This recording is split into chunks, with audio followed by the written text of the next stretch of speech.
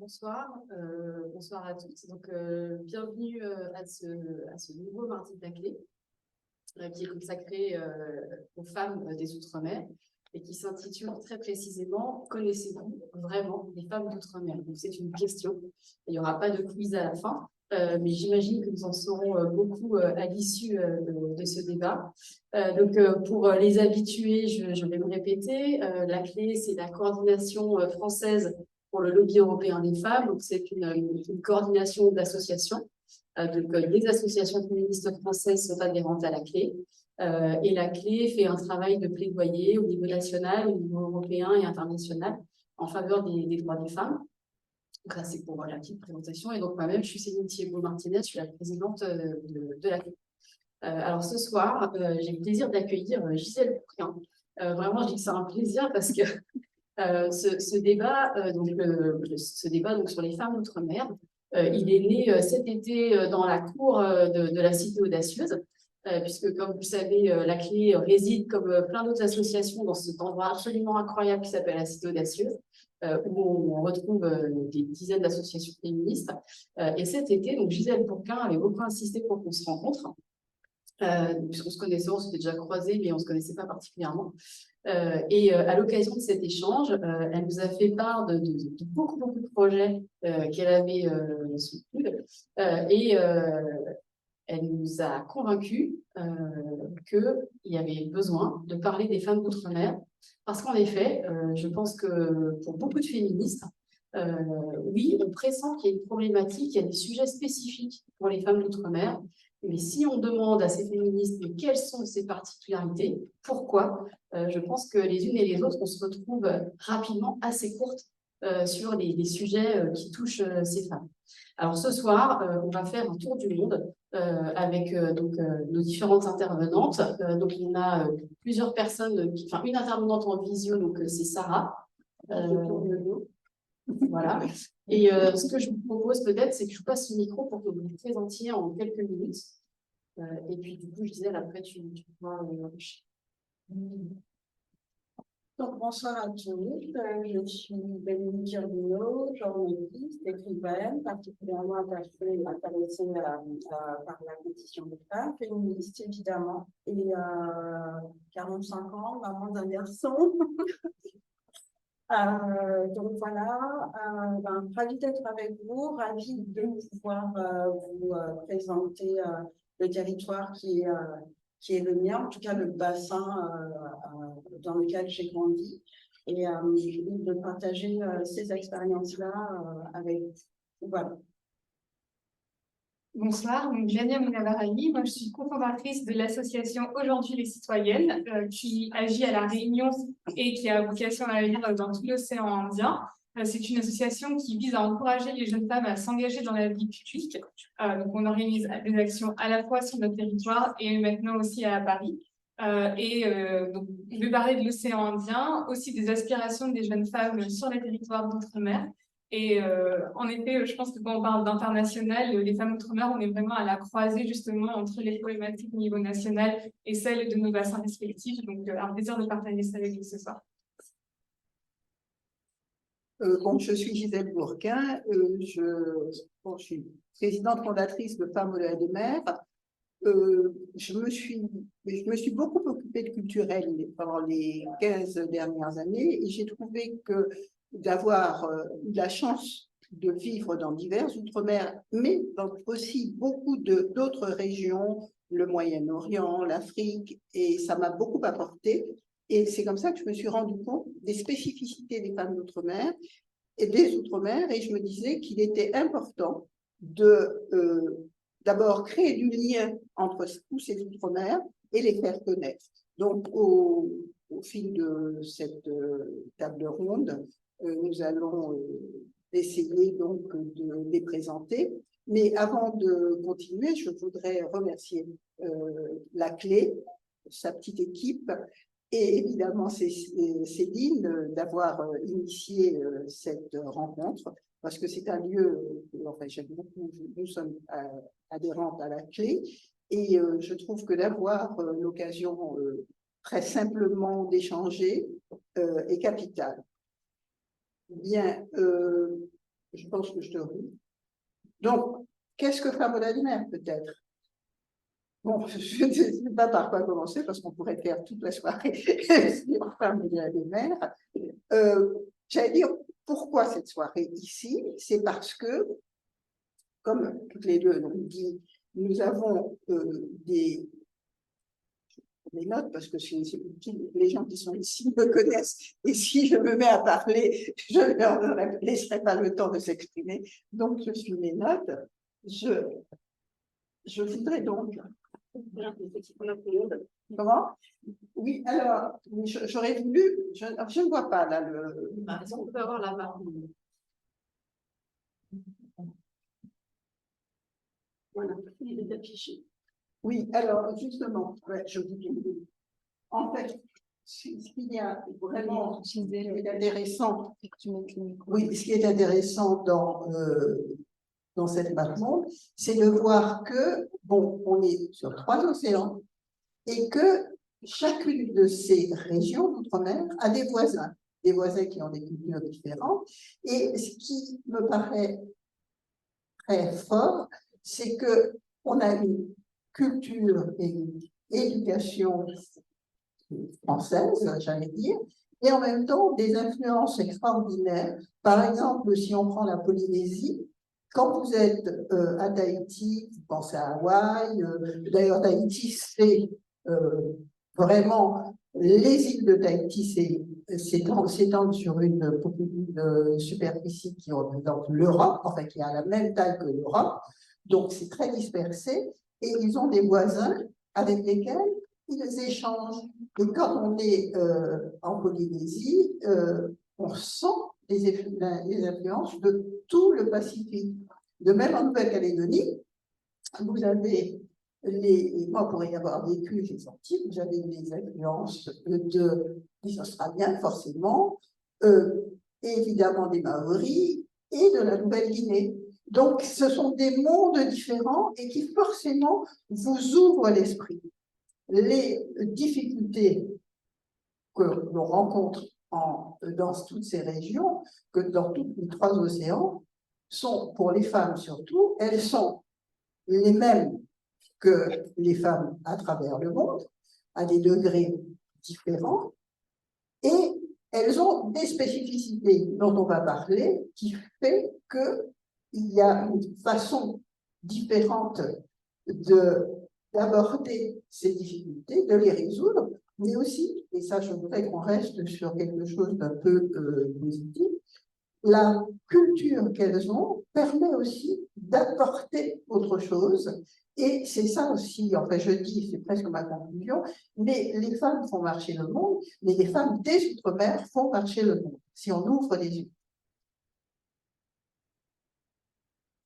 Alors, il était prévu un fémage à Victoire, Alors, justement, j'y arrive. Donc, j'ai la chance d'avoir dans l'association pas suffisamment d'adhérents actifs, mais je voulais surtout commencer par dire que nous avons perdu une adhérente de grande qualité, c'est Victoire Jasmin, qui nous a quittés au mois d'octobre. Elle était sénatrice jusqu'aux dernières élections. Elle était à la délégation sénatoriale aux droits des femmes, à la délégation aux Outre-mer au Sénat, et dans son pays, dans sa région, la Guadeloupe, elle était très active parce qu'elle avait, comment dirais-je, elle s'occupait d'associations, de santé. C'était une personne de grande qualité et une amie. Et elle a été très active active, c'est-à-dire qu'elle était très présente. Elle était intervenue pas très longtemps au Sénat, enfin la dernière fois au Sénat, quand nous avons fait un colloque sur matrimoine des Outre-mer. En fait, bon, elle nous manque beaucoup et je ne pouvais pas commencer sans parler d'elle, et c'était une mère de 3 enfants. Merci, Gisèle, Bon, c'est bon. Je vais passer la parole à Sarah, qui est en ligne. Sarah Manta, qui ne s'est pas présentée du coup, puisque tu n'étais pas sur place. Donc, je te propose peut-être de te présenter. Et puis, tu vas nous donner aussi quelques chiffres pour qu'on puisse avoir un peu des aspects factuels de ce que représentent les femmes dans les Outre-mer. Oui, bonsoir à toutes. Merci de me passer la parole. Je travaille pour l'État français avec pendant plus de 10 ans surtout des responsabilités pour la délégation aux droits des femmes et à l'égalité en Normandie. Parallèlement à ça, j'ai eu plusieurs mandats associatifs. Je travaille en ce moment au Maroc, toujours pour l'État français. Mais j'ai un attachement déjà personnel, familial aux Outre-mer. Alors, en ce qui me concerne, c'est plutôt l'île Maurice. Mais Gisèle a eu l'amabilité d'étendre les Outre-mer au-delà du territoire purement franco-français. Et puis ensuite, un intérêt aussi, je dirais, politique féministe qui s'est inscrit naturellement à la suite des engagements que j'avais déjà et des formations que j'avais déjà reçues avec la question climatique qui est apparue, on va dire, il y a une dizaine d'années, et qui font que ces territoires et donc les femmes de ces territoires sont plus directement en prise que peut-être en métropole ou dans d'autres pays du monde à ces questions-là. Alors, les chiffres que je vais vous donner très rapidement sont ce sont les chiffres clés du ministère, édition 2022. Pour le coup, connaissez-vous les femmes des Outre-mer? Peut-être pas tant que tout ce qu'on va discuter ensemble aujourd'hui, mais je pense que ces grandes notions-là qu'on va voir dans ces chiffres-là, le peu dont on dispose, c'est quand même déjà beaucoup plus qu'il y a 10 ans, c'est ça. Et je pense que vous savez déjà un petit peu tout ça. Donc évidemment, en ce qui concerne l'accès aux droits, les femmes en Outre-mer vivent quand même plus longtemps que les hommes, mais moins qu'en métropole. Euh, Le gros fléau dans les Outre-mer, c'est la précarité de la monoparentalité, qui est majoritairement féminine comme en métropole.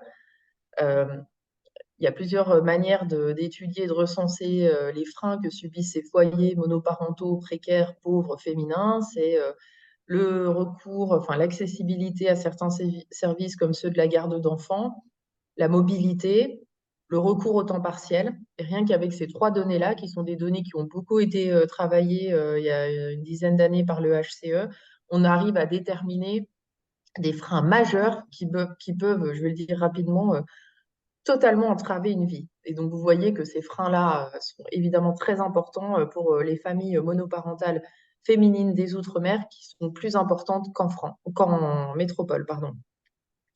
Un taux de recours à l'IVG qui est plus important aussi. On peut passer à la slide d'après. Avec à chaque fois, je ne vais pas dans le détail des grandes disparités selon les territoires. Ce qui est positif dans les Outre-mer, c'est la place des femmes en politique. Bien sûr, la loi les y a contraintes sur certains des scrutins, mais même sur les autres scrutins où la parité n'est pas obligatoire, il y a quand même eu beaucoup de progression. Avec des spécificités propres à Mayotte, enfin à la Polynésie française, pardon, excusez-moi, sur le gouvernement local, qu'on aura peut-être l'occasion d'aborder plus tard, mais on pourra toujours recenser quand même un certain nombre de femmes ministres, dont une qui fait partie de Femmes au-delà des mers, dans ce territoire. À la suivante, s'il vous plaît. Alors évidemment, l'un des fléaux dans les Outre-mer, c'est la question des violences sexistes et sexuelles. Je ne vais pas dans le détail. Encore une fois, vous voyez, donc ça c'est quelque chose qu'on abordera tout au long de la discussion, mais quand on voit 4% seulement de femmes à Mayotte qui se disent victimes de crimes et délits, enfin recensées au sein du couple, on se doute qu'il n'y en a pas que 4% d'un coup de baguette magique à Mayotte. Il y a aussi des difficultés de recensement, des problèmes de liberté de parole, etc. Et donc, un fléau qui sévit comme partout dans le monde et plus particulièrement dans ces territoires-là. Et là, je vais passer la parole à Lamia pour la slide sur l'emploi, puisque c'est sa spécialité.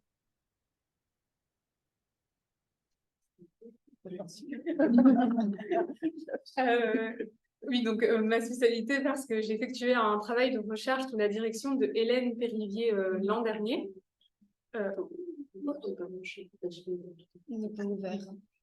Hélène Périvier, qui est donc économiste sur les questions de genre au Centre Présage de Sciences Po. C'était une étude qui portait sur l'impact des politiques de l'emploi sur les femmes dans les Outre-mer. Et donc, ce qu'on voit dans tous les chiffres depuis les 10 dernières années environ, c'est que les taux de chômage en général sont à peu près de l'ordre du double de ce qu'on peut observer dans l'Hexagone. Et notamment, il demeure assez élevé chez les femmes et chez les jeunes femmes pour des raisons qui sont d'abord d'ordre démographique. Donc, comme on l'a vu, il y a beaucoup plus de familles monoparentales dans les territoires d'outre-mer. Il y a aussi une entrée dans la maternité qui se fait beaucoup plus tôt qu'en Hexagone et qui donc mène à des carrières qui sont un peu plus hachées. Et aussi un fort vieillissement de la population qui amène beaucoup de femmes à devenir aidantes assez tôt dans leur carrière. Et donc, là aussi, à devoir hacher leur carrière et elles ont beaucoup plus de mal ensuite à pouvoir se remettre dans l'emploi. Pour pallier à ça, il y a plusieurs politiques qui ont été mises en place, mais jamais vraiment spécifiquement sur les Outre-mer. Et puis surtout, ces politiques, elles entrent souvent en concurrence avec d'autres luttes, donc la lutte contre le chômage des jeunes et la lutte contre les violences faites aux femmes. Et pourquoi je dis entre concurrence? Parce que, évidemment, les budgets sont souvent limités et donc peu souvent attribués spécifiquement à l'emploi des femmes dans les Outre-mer. Aujourd'hui, on voit que des programmes comme l'ADOM, qui vient en aide à la mobilité des ultramarins, essayent de cibler spécifiquement, par exemple, les jeunes mères pour les aider à effectuer des mobilités et entrer dans l'emploi. Mais ça, c'est assez récent, c'est depuis environ les années 2020. Et aujourd'hui, on n'a pas encore d'évaluation de ces programmes-là. Pourquoi c'est important d'avoir des évaluations? Parce qu'en fait, on se rend compte que beaucoup des programmes qui sont menés mènent en fait à beaucoup de ségrégation professionnelle, voire des emplois qu'occupent les femmes où elles sont beaucoup plus qualifiées en fait que ce que les emplois exigeraient. Donc un downgrading vraiment des compétences des femmes. Et aujourd'hui, on n'a rien vraiment qui permet de mesurer ça proprement et aussi de lutter contre ça. Donc c'est pour ça que vraiment avoir une vision genrée des politiques qui sont menées et une vision aussi ultramarine est assez cruciale.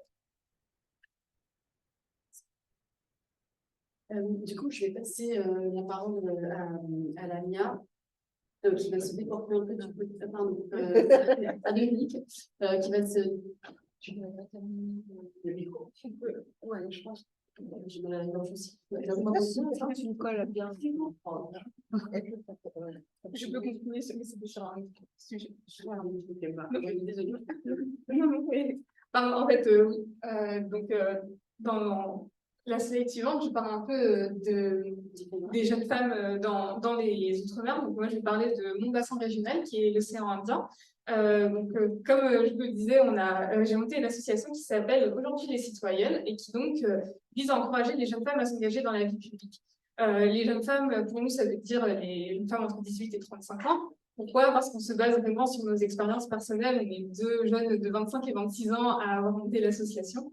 Les constats qu'on a un peu faits, c'est qu'aujourd'hui, il y a très peu de transmission de notre héritage culturel. On s'approprie très mal les luttes féministes qui ont été les nôtres sur nos territoires.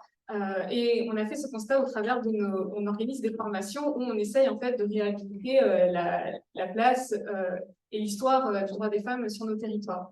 Donc là, je vous ai mis quelques figures, donc notamment Eva, qui est considérée comme une esclave, qui vraiment s'est libérée et qui est vraiment une figure de la libération à La Réunion. L'Union des femmes réunionnaises qui a mené des combats féministes au moment des indépendances et de la départementalisation, puis ensuite dans les années 70, qui a mené de nombreux combats à La Réunion, mais aussi dans tout l'océan Indien, parce qu'il y avait des fortes solidarités féministes dans tout l'océan Indien, avec Madagascar, avec l'Afrique du Sud, avec le Vietnam. J'ai aussi mis une photo du scandale de des avortements forcés qui a eu lieu dans les années 70 à La Réunion, qui est un épisode assez tragique qui a beaucoup marqué les femmes de La Réunion et qui est assez peu discuté aujourd'hui dans les milieux féministes. Donc ça commence un peu parce qu'il y a quelques chercheuses et historiennes qui commencent à en parler, mais c'est une histoire qu'en fait on s'approprie assez mal. Donc nous, on se base beaucoup sur les travaux de recherche d'une chercheuse qui s'appelle Myriam Paris, qui est basée à Paris et qui fait un travail absolument fabuleux. Et on se rend vraiment compte qu'il y a une volonté des jeunes femmes de s'approprier cette histoire, mais surtout d'échanger dans des milieux qui sont intergénérationnels, de mieux s'approprier, parce qu'on se rend vraiment compte que ces luttes-là, elles ont été menées en fait par nos mères, par nos grands-mères, mais il y a eu une coupure à un moment. Il y a eu une coupure qui fait qu'on ne sait pas du tout, nous, à la fois, on n'a pas bien connaissance de ce qui s'est passé, quels ont été ces événements et ces épisodes, et aujourd'hui, nos luttes féministes ne sont pas empreintes vraiment de tout ce qui a déjà été fait. Or, on se rend compte qu'on a toujours l'eau chaude alors qu'il y a beaucoup de choses qui ont été faites avant. Donc, nous, on essaie vraiment de créer ces espaces aujourd'hui. Si vous passez à la slide suivante. Donc, ce qu'on a fait à La Réunion et que maintenant on aimerait faire au niveau de l'océan Indien, c'est qu'on crée des formations où on encourage les jeunes femmes à se réapproprier cette histoire, à s'approprier aussi les institutions locales, et ensuite on leur donne les outils pour vraiment s'engager. Donc quand on dit outils, c'est prendre la parole en public, c'est apprendre à structurer un projet, c'est apprendre à parler en public. On est à notre 4e formation aujourd'hui, donc qui va avoir lieu dans 2 semaines, ce qui va être sur le thème des solidarités féministes dans l'océan Indien. Et ce qui est hyper intéressant, c'est qu'en fait, à chaque fois qu'on fait ces formations, il y a une volonté d'aller au-delà des problèmes qu'on pose. Donc, on a parlé beaucoup des problèmes des violences, des problèmes d'emploi, des problèmes de l'accès aux droits, mais on veut vraiment construire des solutions. Donc, sur la slide suivante, vous pourrez voir qu'on a l'année dernière rédigé une charte pour une meilleure représentation des jeunes femmes dans les instances publiques à La Réunion. Cette charte, elle a été signée par des associations, elle a été signée par des élus, elle a été signée par des entreprises privées, mais aussi elle a été signée pour la première fois par une commune, la commune de la Possession à La Réunion, le 8 mars dernier. Elle vise vraiment à ce que tous les acteurs puissent se sentir vraiment engagés et qu'on leur donne un peu les clés de ce que nous, on pense aujourd'hui en tant que jeunes femmes être utile pour se sentir représentées. On a aussi publié un manifeste cette année. Et donc, on espère continuer à cultiver ces espaces de réflexion. Et à chaque fois, ce qui revient, c'est vraiment cette volonté et ce besoin d'avoir de l'intergénérationnel. Et c'est pour ça qu'on crée aussi des programmes de mentorat. Je pense que je peux m'arrêter. Merci, donc je reprends le micro et le cours du débat. Alors, on va continuer notre tour du monde, donc en se plaçant cette fois du côté des Amériques pour voir si là aussi, est-ce qu'on retrouve le même type de lutte, est-ce qu'il y a les mêmes mobilisations Merci Céline. Alors, ce que je trouve extrêmement important d'ajouter à ce stade, c'est que si là, on parle chacune de nos bassins, c'est qu'on est dans un mouvement aussi en Outre-mer où on ne peut plus, nous, en tant qu'ultramarines vivant dans l'Hexagone, parler pour les femmes qui vivent en Outre-mer. Les femmes qui vivent en Outre-mer ont des combats, des luttes qu'elles mènent chacune dans leur bassin respectif et désormais, ça s'entend de plus en plus. Il s'entend de plus en plus que, comme d'ailleurs dans le même mouvement qui se passe partout dans le monde d'ancrage, de réancrage et de reterritorialisation, c'est exactement le même mouvement qui se passe en Outre-mer. C'est pour ça que nous aussi, dans notre expression, dans notre manière de proposer les choses, on a décidé de se replacer chacune dans nos bassins parce que l'outre-mer, ça c'était avant. Maintenant, ce sont les outre-mer, on adhère au fait que nous sommes des territoires différents avec des histoires, des historicités différentes, quand bien même les problématiques, notamment féminines, peuvent se croiser, se retrouver, se rassembler. Donc, j'avais vraiment envie de commencer sur cette question, sur cet ancrage territorial, en se disant que nous qui vivons à Paris, ailleurs, dans le monde, voilà, on se nourrit aussi des retours que nous proposent ces femmes qui travaillent sur le territoire, qui agissent sur le territoire et elles se nourrissent aussi de nos contacts, de nos liens et ce mouvement-là, ce mouvement circulaire-là, je trouve que c'est aussi un point intéressant dont on doit parler quand on parle des femmes des Outre-mer. Alors moi, j'avais choisi de séparer en trois avec plein de feuilles, mais je vais vous épargner ça. La lecture que j'avais faite dans ces livres m'a dit que si c'est spontané, ça passera aussi très bien. Donc, je vais être spontanée. En tout cas, je vais essayer de me détacher de mes notes. J'avais envie quand même, dans mon truc à moi de lecture, de vous lire quelques mots. Je vous dirai après de qui il s'agit, c'est pas un quiz. Voilà, donc, si nous pouvons résoudre des problèmes hautement complexes, comme l'envoi de gens sur la Lune, les calvities masculines, on doit pouvoir régler des petits problèmes comme la faim et la pauvreté. Ça, c'est la phrase d'une femme, une nana, véritablement, qui est la première ministre de la Barbade. Elle s'appelle Maya Motley. Elle est l'une des 3 femmes chefs de gouvernement dans le bassin qui est le mien, qui n'est pas, c'est pas les Outre-mer, mais en tout cas, c'est la Caraïbe. Et cette femme-là, en fait, elle a récemment fait eu un éclat extraordinaire dans la conférence à Paris sur la redéfinition des relations Nord-Sud, notamment. Cette femme-là, elle se propose d'effacer la dette des États peu développés, de mettre en place un fonds de garantie abondé, enfin bon, de faire des choses extrêmement intéressantes pour revoir les relations Nord-Sud. Cette femme-là est surtout pressentie, en tout cas on en parle, ça se dit, pour succéder à Antonio Guterres en tant que secrétaire général des Nations Unies. Voilà, donc Maya Motley, présidente première ministre de la Barbade, en Guadeloupe. Je vais beaucoup revenir à la Guadeloupe parce que c'est là où j'ai grandi. Donc, je vais être un peu égocentrée, mais ça ne veut pas du tout dire que je ne pense pas aussi fort et avec autant d'amour aux autres territoires. Donc, en Guadeloupe, 21% des femmes sont mères, contre 19,8% des femmes dans l'Hexagone. Donc, je trouve que c'est un chiffre qui est quand même intéressant. Est-ce que, alors, la parité globalement en matière politique, c'est-à-dire dans les institutions, elle est globalement atteinte pour une raison simple, c'est que la loi s'applique. Les lois de parité s'appliquent, donc voilà. Est-ce qu'il existe en tant que tel un positionnement féministe en politique? Alors sur cette question-là, j'ai envie de vous lire encore une fois, en tout cas de vous dire les mots de Corinne Mancé-Caster, qui est écrivaine, universitaire, écoféministe, et qui dit dans un ouvrage que je vous invite vraiment, si vous pouvez, à le trouver, voilà, qui s'appelle Mythologie du vivre femme. C'est vraiment un très, très, très bel ouvrage. Dans cet ouvrage-là, elle dit donc que l'émergence d'un discours proprement féminin a été empêchée, ou en tout cas retardée, par le combat pour la reconnaissance et la dignité de l'identité antillaise d'abord, avant d'être relayé par celui relatif au statut politique des îles qui sont les nôtres. Donc, je crois que c'est assez intéressant pour comprendre pourquoi, dans la manière de faire de la politique, les femmes n'avancent pas forcément l'argument féministe, parce qu'il y a des luttes qui s'entrecroisent et qui sont considérées, malheureusement ou heureusement, peu importe, qui ont été, en tout cas, jusqu'ici, considérées comme prioritaires. Et ça, à mon sens, en tout cas, c'est ce qui fait la différence entre des générations de femmes politiques, voilà, comme Gertie Archinette, qui a quand même contribué à monter une association de femmes en Guadeloupe. J'essaie vraiment d'être dans une spontanéité. Ou Albertine Baclé, voilà, qui était députée, qui a d'ailleurs fêté ses 100 ans il y a pas très longtemps.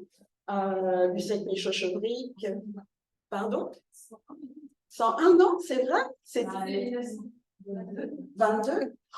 Alors, j'ai me trompé dans mes Ah bah non, c'est oui. En fait, non, il n'y a pas très longtemps, en décembre dernier, donc 101 ans.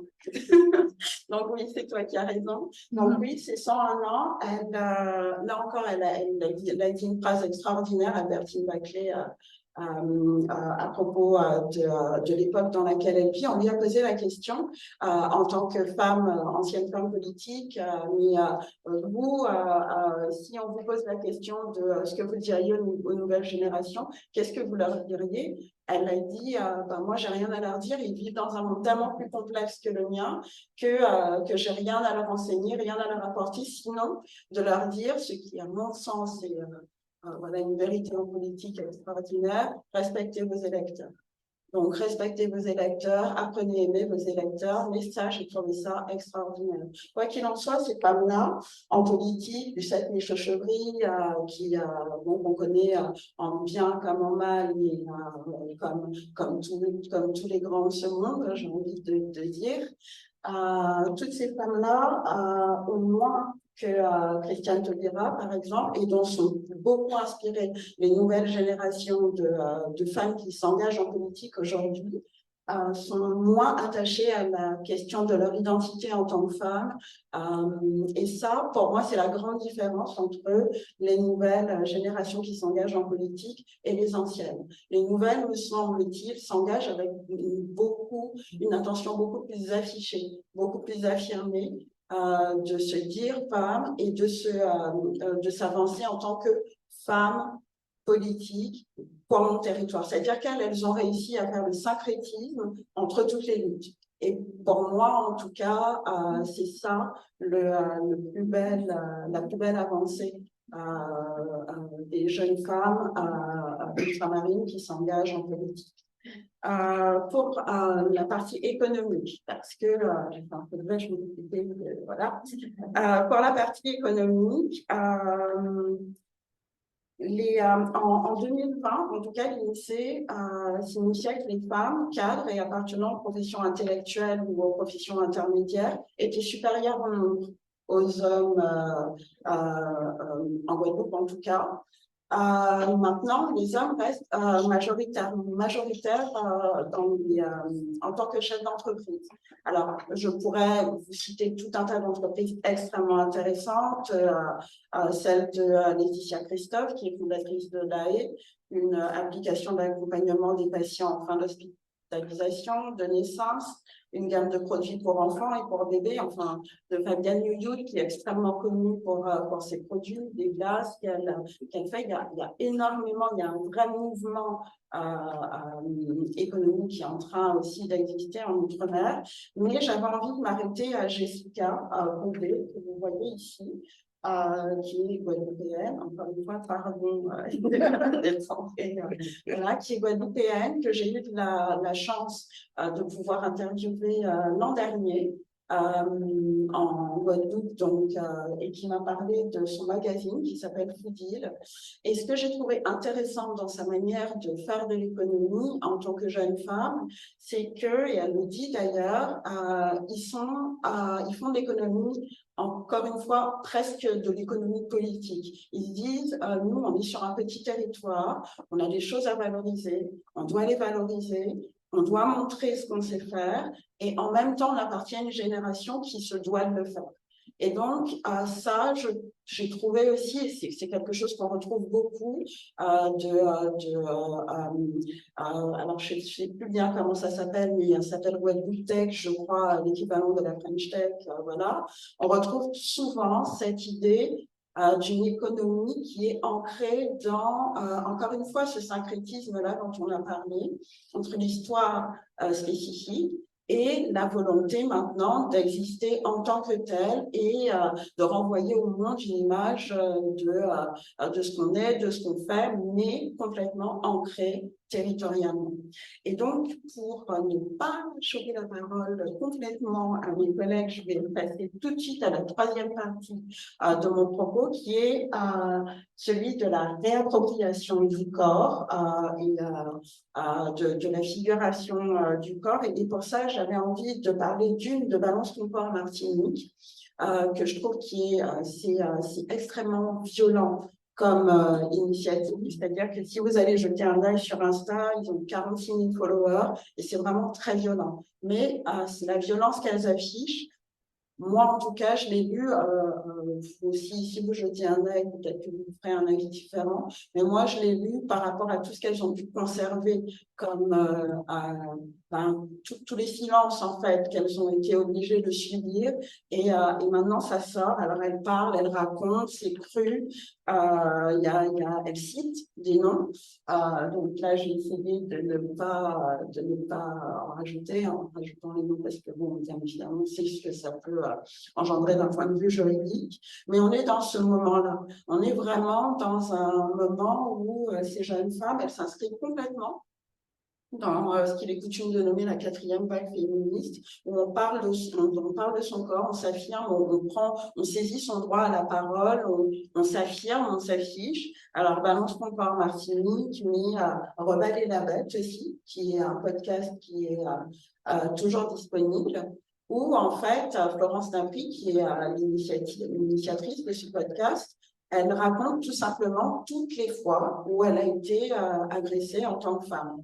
Donc voilà, on est vraiment dans un mouvement d'expression et de dire les choses. On peut passer à la slide suivante et je ne vais pas vous dire la phrase, non, parce que je vais la lire, voilà. Voilà, je la dis, tu la trouves inspirante et tu voudrais être tout comme elle, mais sais-tu qu'elle porte sur son dos le fardeau d'un monde imparfait où une femme inspirante est d'abord pour d'autres une chieuse. Donc voilà, ça c'est comment? C'est pas non. C'est justement ça, et c'est un peu d'ailleurs ça ma conclusion, c'est de dire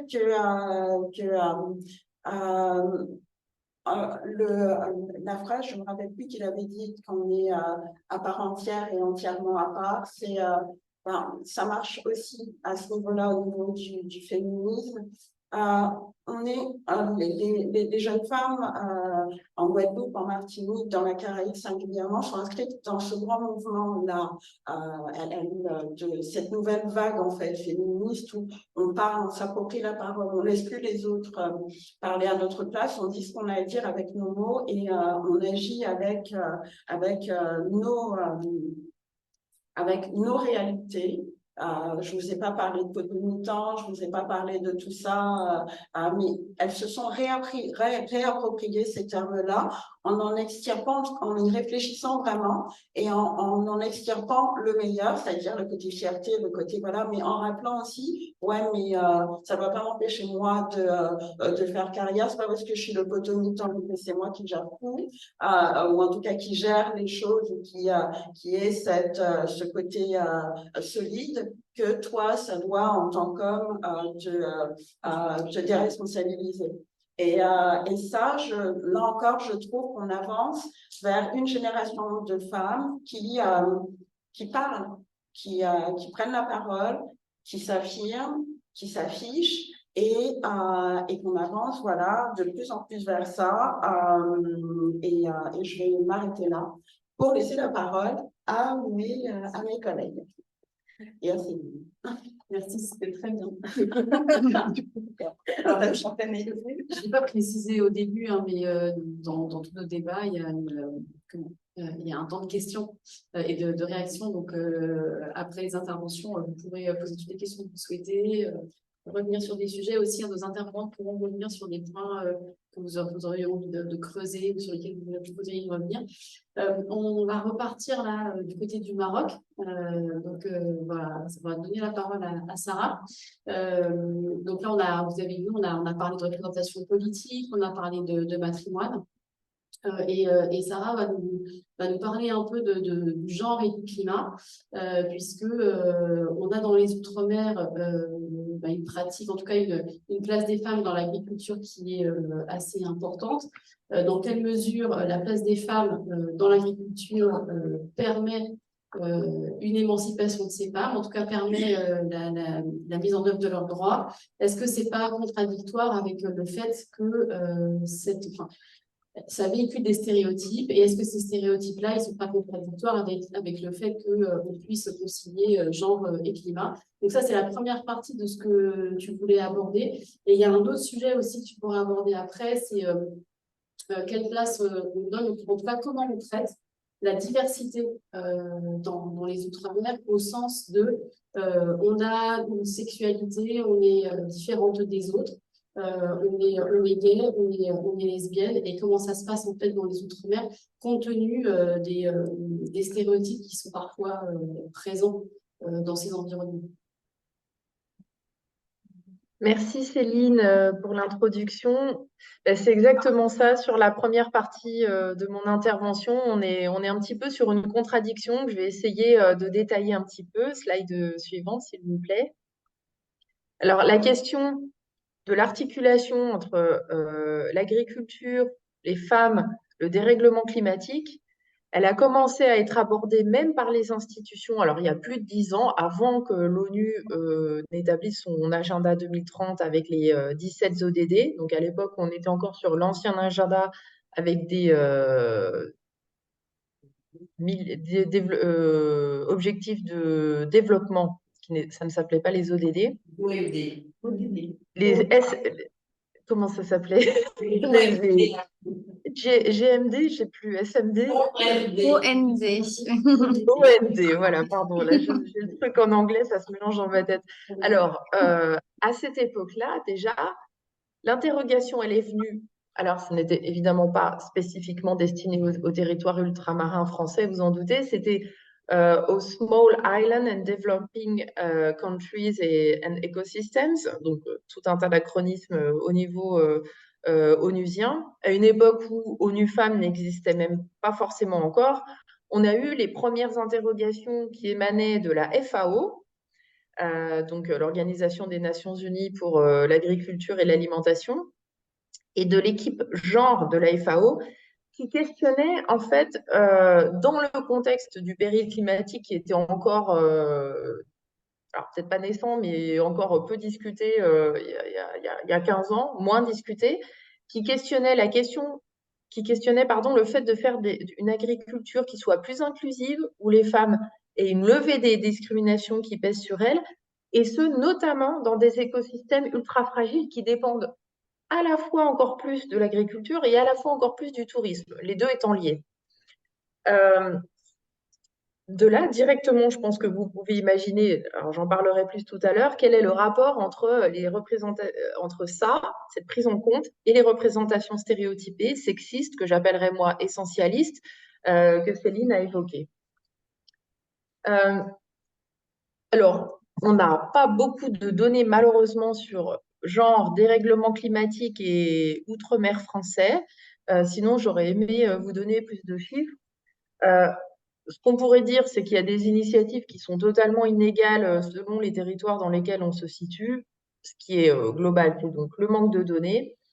Je me baserai beaucoup sur un rapport du Sénat, la délégation aux droits des femmes qui a eu lieu il y a 3 ou 4 ans, je vous mettrai l'extrait du rapport après, et qui a étudié en fait la place des femmes dans l'agriculture dans ces territoires. Ce qui est très intéressant, c'est qu'en fait, on constate sans surprise les mêmes données, les mêmes grandes directions qu'en métropole, avec toujours voilà, un côté plus prononcé, par exemple, sur des activités de transformation destinées au tourisme, etc. Alors, je vais énoncer rapidement quelles sont ces grandes tendances. Alors déjà, on est passé aussi en Outre-mer d'un modèle où la femme, de modèles anciens, où la femme agricultrice était en fait la femme de l'agriculteur. Désolée de le dire comme ça, c'était encore le cas il y a très peu de temps, il y a 50 ans. On n'est plus trop sur ce modèle-là et on n'est plus non plus sur le modèle où une femme qui se lance en agriculture est perçue, sans être la femme de son mari, est perçue comme une pionnière ou une innovatrice. On a passé ce cap-là. Donc ça c'est positif. Une tendance, c'est qu'elles sont bien sûr, évidemment, à essayer de réduire les investissements. Donc, elles vont toutes plus vers la mutualisation des moyens de production. Elles commencent à pénétrer le syndicalisme agricole. Il y a même un territoire ultramarin dans lequel plusieurs ont poussé à la création d'une commission des agricultrices au sein de la FDSEA. Alors, en métropole, normalement, la commission des agricultrices de la FDSEA existe dans tous les départements, mais ce n'est pas le cas en Outre-mer. Elles sont plus investies globalement, alors soit dans la filière bio, soit dans des filières qui ne portent pas le label bio, mais qui utilisent moins d'entrants, moins d'engrais. Donc, c'est la même chose. On a cette donnée-là en métropole, mais c'est plus marqué dans les Outre-mer. Elles sont aussi assez majoritairement, pour certaines, des néo-paysannes, c'est-à-dire des femmes qui s'installent en agriculture alors que personne dans leur famille n'avait ce milieu-là. Et elles le font souvent après avoir eu un début de carrière qui n'était pas du tout dans ce secteur-là. Et elles sont beaucoup liées aussi à l'agrotourisme. Donc, c'est là où on voit le rapport avec ce que je disais tout à l'heure à propos des premières interrogations de l'ONU. Elles sont plus tournées aussi sur le fait d'ancrer leur exploitation, leur activité dans le dynamisme local, dans la vie sociale de leur communauté. Et donc, elles ont développé plus que les hommes des ressources pour être un peu couteau suisse de leur activité et de leur communauté, en étant aussi sur le lobbying, aussi sur les ressources humaines, aussi sur le marketing et la communication. Ce qui est très positif, puisque c'est bien d'être polyvalent, mais c'est parfois aussi au détriment de leur activité. Alors, au-delà de ces acquis, on constate les mêmes freins, les mêmes persistances d'inégalités qu'en métropole, évidemment. Je vais en citer 2 ou 3 seulement. On a un moindre accès à la formation. On a toujours la question du statut et du régime de mutualité. Alors, vous savez que, évidemment, il existe la MSA, mais il ne suffit pas d'être à la MSA pour avoir, par exemple, la possibilité de prendre de vivre une grossesse identique à celle des femmes salariées. Il y a toute la question du remplacement.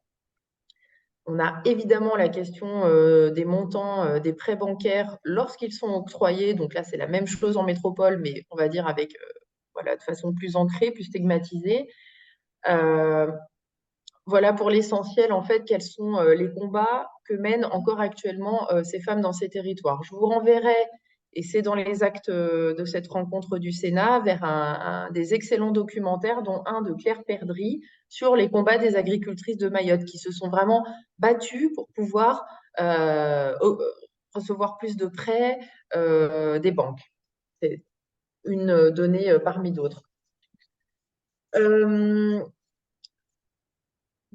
y a beaucoup de choses à citer en fait sur l'articulation entre agriculture, femmes et dérèglement climatique. Je vais citer, comme mes collègues se sont un peu plus penchés soit sur l'océan Indien, soit sur la zone Caraïbe, je vais un petit peu évoquer le cas de la Polynésie, qui est malgré tout aussi à part, puisqu'il y a aussi une cohabitation avec un gouvernement local. En Polynésie, sous l'égide déjà, il y a plus de 15 ans, c'est-à-dire avant la COP de Paris, il y avait déjà eu, sous l'égide du secrétariat général de la communauté du Pacifique et l'Union des femmes francophones d'Océanie, qui s'appelle l'UFO, un rassemblement des ONG féministes locales engagées sur le climat et l'agriculture. Ça, c'était bien avant que, par exemple, le programme d'action de Paris, à la COP de Paris, ne soit adopté. C'est très positif. Alors, il y avait déjà eu des engagements avec des précédentes COP, je ne vais pas revenir dessus. Peut-être que vous pouvez garder en tête que la COP qui a vraiment ancré la question du genre et l'obligation d'avoir un agenda femmes à des certaines méthodes pour avoir des femmes aussi parmi les participations des délégations. C'était la COP de Lima, mais il n'y a pas que celle-là. Je ne vais pas tout reprendre. Donc, elles sont arrivées à un certain nombre de conclusions lors de ces réunions, avec l'établissement d'un programme d'action qui s'est écoulé sur plus de 5 ans. Donc ça, ce sont des démarches assez fortes qu'il y a eu en Polynésie, qu'on ne retrouve pas dans tous les territoires, malheureusement. Ce que je voudrais souligner, qui est très important, et celles d'entre vous qui sont beaucoup dans les institutions le savent, c'est important de souligner le mot francophonie quand on est sur ces questions-là. Parce que mine de rien, derrière le langage, vous le savez, derrière la sémantique, il y a des valeurs. Bon, là, c'est un petit peu un débat d'actualité. Et quand on est noyé dans le jargon onusien, dans la petite musique des institutions à l'international où tout se fait beaucoup en anglais, on arrive à mettre des mots différents quand on est francophone et qui renvoie à vraiment des concepts idéologiques, voire politiques différents. Je vais par exemple citer la différence entre agricultrice et paysanne. C'est ce genre de richesse que permet la langue française. Je pourrais aussi citer voilà, différents événements qui ont lieu en Polynésie. Non, je ne vais pas m'attarder. Slide suivante, s'il vous plaît.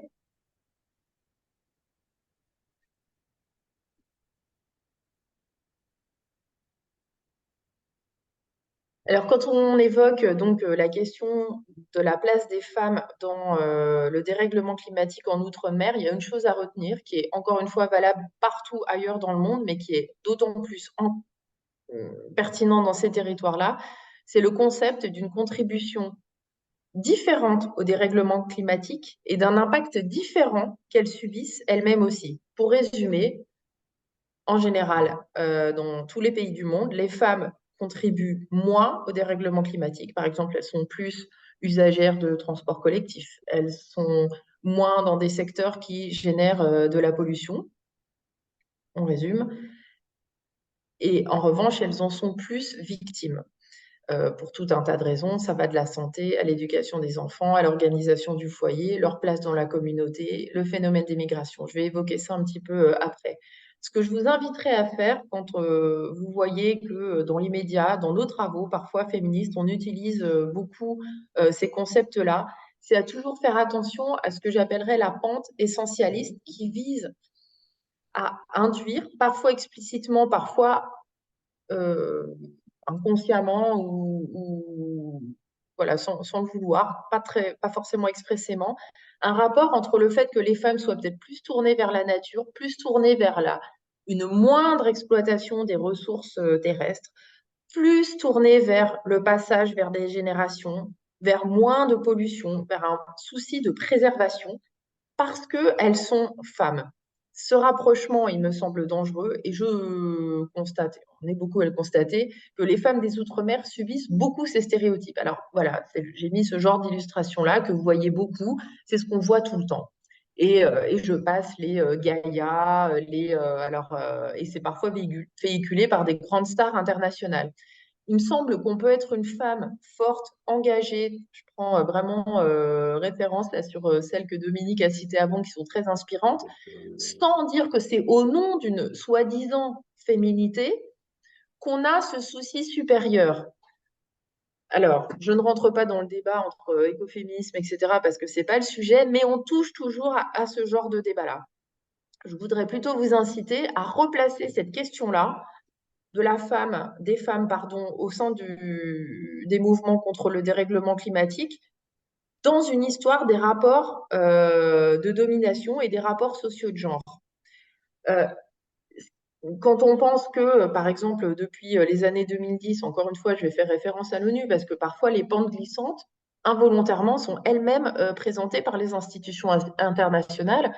On avait beaucoup de communication autour d'une sémantique du type nourrir le monde, préserver la planète, etc. Et là, on avait des images de femmes. Là, tout de suite, on pense à la paysanne, on pense à l'agricultrice.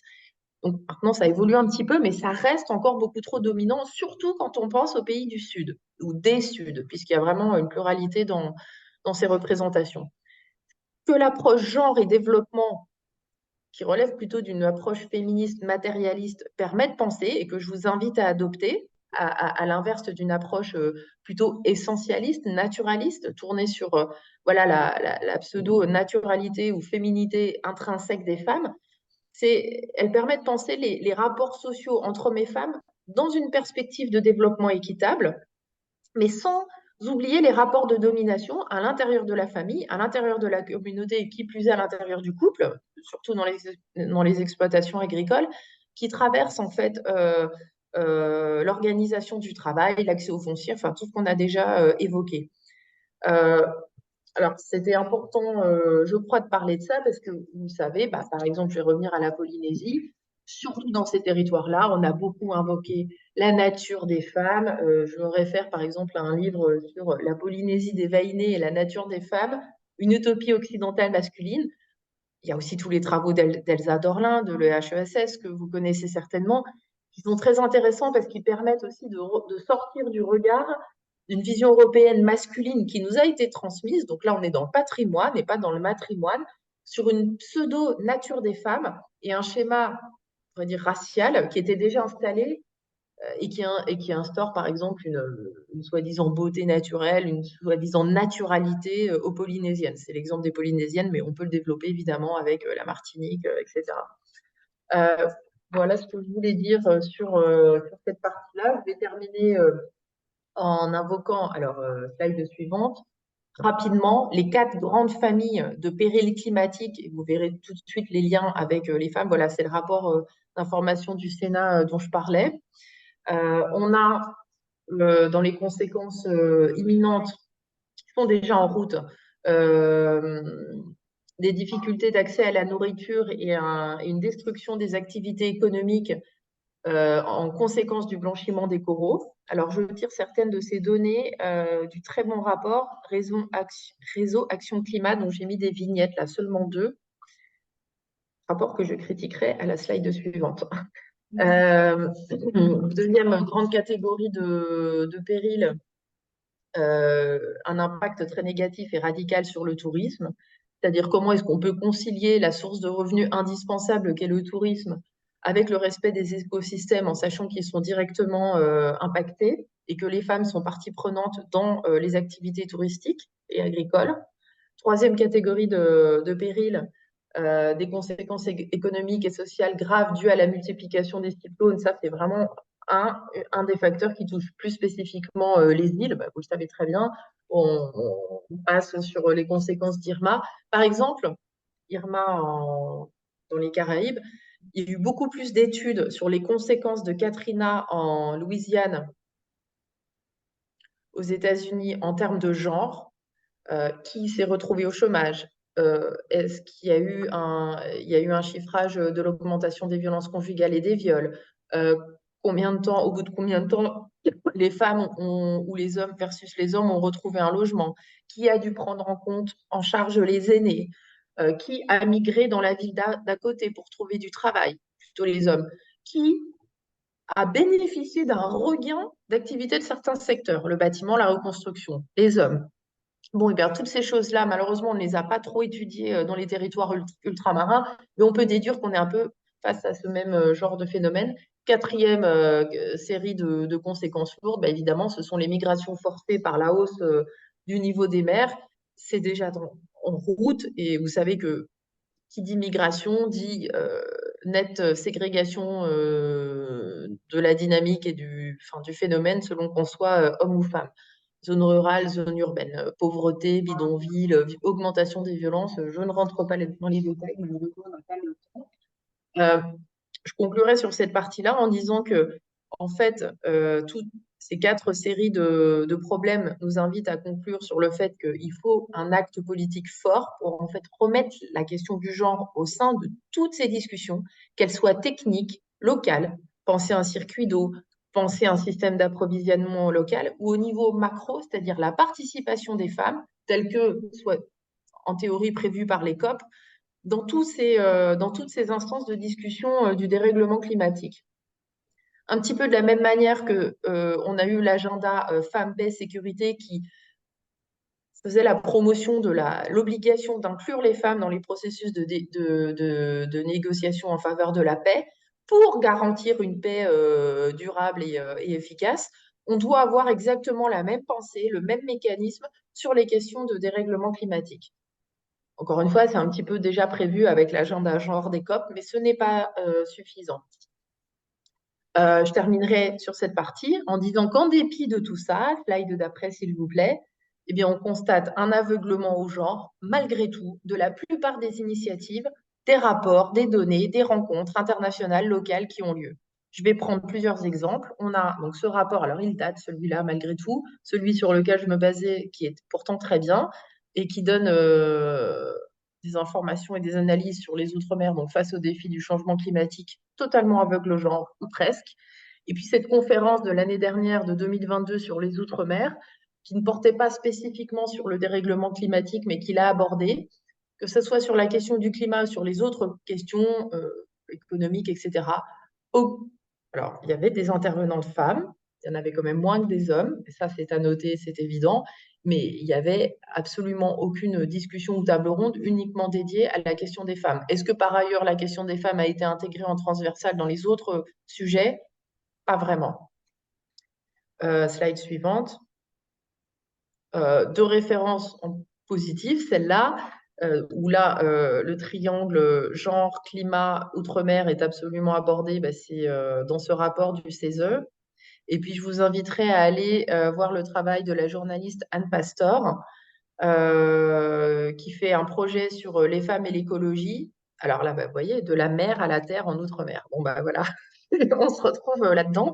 Mais il y a cette plateforme documentaire que j'ai pris en photo, qu'elle a créée grâce au soutien de la Fondation Chanel, qui permet de circuler sur la Terre avec cette map monde qui bouge, de sélectionner les territoires. Et là, j'ai mis en exergue un projet, le portrait d'une personne en Nouvelle-Calédonie, la voie de l'émancipation de la femme kanak en tribu. Donc voilà, je vous invite à aller voir ce site qui est vraiment très fait et à suivre les travaux d'Anne Pastor. Et alors, je termine en disant que pour moi, toutes les références vraiment pionnières et indispensables sur la question du genre et du climat, je vous invite à aller les consulter sur le site d'Adéquation, slide d'après, qui est une mine d'or. Il y a une exposition. J'ai l'honneur de faire partie d'Adéquation, dont la directrice est Yveline Nicolas. Je vous invite vraiment à aller apprendre et vous former grâce à Adéquation. Et alors, je vais faire une transition brutale sur le deuxième sujet. C'est un sujet qu'on a souhaité aborder parce qu'après avoir fait le tour avec mes collègues de tout ce qu'on allait aborder ou pas, on s'est dit qu'il manquait peut-être cet angle-là. Slide d'après. C'est la question du passage difficile déjà de la prise en compte des inégalités hommes-femmes en Outre-mer, dont on voit que donc, elles sont encore difficilement prises en compte, aux autres formes d'égalité. Alors, je voudrais quand même prendre quelques précautions en disant que j'ai totalement conscience du climat, du contexte dans lequel nous sommes sur ces questions-là. Donc là, en faisant un focus là-dessus, mon but, ce n'est pas, encore une fois, de diluer les questions de sexisme, de patriarcat et d'égalité femmes-hommes pure et dure, qui restent pour moi absolument centrales, de les diluer dans des questions de diversité et de discrimination avec un S. Le but, c'est plutôt de penser le continuum du sexisme et des violences, dont je pense que vous serez d'accord que peut-être que l'apogée, le paroxysme se trouve dans les violences ou les discriminations que subissent les personnes homosexuelles ou trans, parce que finalement, dans ce continuum du sexisme, ce qui fait toujours violence, c'est le fait de ne pas se rattacher au schéma hétérosexuel, et c'est le fait, en ce qui concerne les hommes, pour le coup homosexuels, de ne pas être, entre guillemets, un vrai homme. Ce que je pourrais dire sur cette question-là, encore une fois, c'est qu'on manque vraiment cruellement de données. Alors, malgré tout, on a eu un rapport,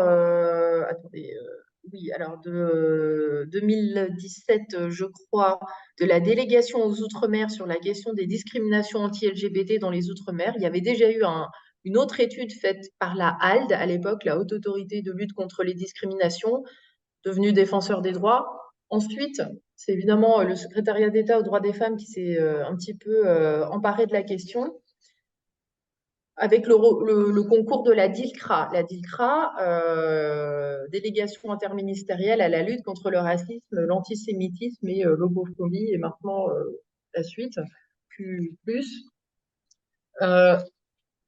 Qu'on pourrait dire, c'est que, donc, au manque de données, il y a plusieurs facteurs que vous pouvez encore une fois tout à fait deviner qui traversent de manière identique ces territoires en matière d'homophobie, de difficultés pour ces personnes, dont les femmes homosexuelles, à vivre leur vie comme elles le souhaitent. Alors, on a une stigmatisation et un tabou de l'homosexualité ou de la transidentité qui est liée évidemment à une perception négative dominante de l'homosexualité, ce qui entraîne une sexualité qui est mise sous silence. Ce qui est assez marquant dans les territoires d'outre-mer, contrairement à la métropole, c'est que on a une absence d'amélioration nette d'une génération à l'autre. alors que bien que la situation pour ces populations-là en métropole soit évidemment difficile, il y a quand même un bond en avant positif d'une génération à l'autre actuellement. On a évidemment, pour cause de l'ensemble de ces phénomènes, bon, le poids des stéréotypes de genre, le poids de la famille, le poids de l'insularité et de l'interconnaissance, le poids de l'imprégnation religieuse de ces sociétés. Si on devait développer un tout petit peu, je ferai une parenthèse pour dire que ce qui a été étudié aussi, et c'est intéressant à garder en tête, c'est le fait que finalement on en revient toujours au passé colonial, si on peut employer ce mot-là, de ces territoires-là, qui n'est pas digéré dans tous les recoins, dans le sens où, pour beaucoup, l'homosexualité est vécue comme une donnée culturelle exogène. Elle est pensée comme une difficulté à reconnaître son existence dans une société, entre guillemets, postcoloniale, où les populations, par exemple, et surtout caribéennes et afrodescendantes, l'imputent au phénomène de colonisation à l'époque et l'aperçoivent comme une donnée extérieure à leur culture. Et on retrouve cela dans beaucoup des crimes ou des violences que subissent ces populations-là. Il y a toujours une dimension, tu as transgressé notre communauté, qui n'est pas juste notre communauté d'hétérosexuels, tu as transgressé notre communauté d'identité naturo-naturelle, voilà, mettons des Caraïbes, et ce que tu fais là est propre à la métropole. Je le résume comme ça. Donc, à l'époque, par exemple, où la loi sur le bac s'est passée, on avait, par exemple, encore des décrets d'application qui n'étaient pas passés dans tous les territoires. Donc, en ce sens, on avait une France à 2 vitesses. Et cela a été justifié par le fait que dans ces territoires-là, ces pratiques relevaient de la métropole, mais pas de ces territoires-là. C'est un exemple. Alors, ces phénomènes-là graves dont je parle amènent ces personnes à être soit dans des stratégies de déni de leur vie et de leur identité, soit dans des stratégies de clandestinité. Cela amène évidemment à des conséquences lourdes sur leur santé, puisqu'elles sont moins prises en compte, moins dépistées, moins traitées, moins soignées. On a aussi un phénomène de violence intrafamiliale qui est évidemment décuplé pour ces populations-là. Des graves atteintes à l'accès aux droits, moins d'emploi, etc. Les raisons à cela, très rapidement, on notera un tissu associatif faible et en grande difficulté, un manque criant de mobilisation des élus, contrairement en métropole. Donc, vous connaissez tout ça. Alors, je vais conclure. J'ai mis sur l'image quand même quelques campagnes qui existent. Et là encore, on voit à quel point la langue est importante. Faire cette campagne-là en créole, et ça change tout par rapport à la faire en français. Je vous invite à aller voir sinon donc, le rapport d'information et puis peut-être cette émission-là qui était passée sur France Inter. Je conclurai en disant que ce qui est positif, slide suivante s'il vous plaît, c'est que la question a été prise en compte puisque là, on a un appel à projet d'ILCRA qui vient d'être diffusé il y a moins d'un mois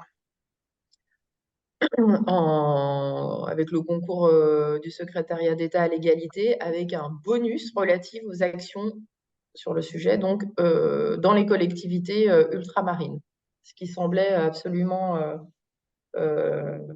nécessaire et urgent. Je vous remercie.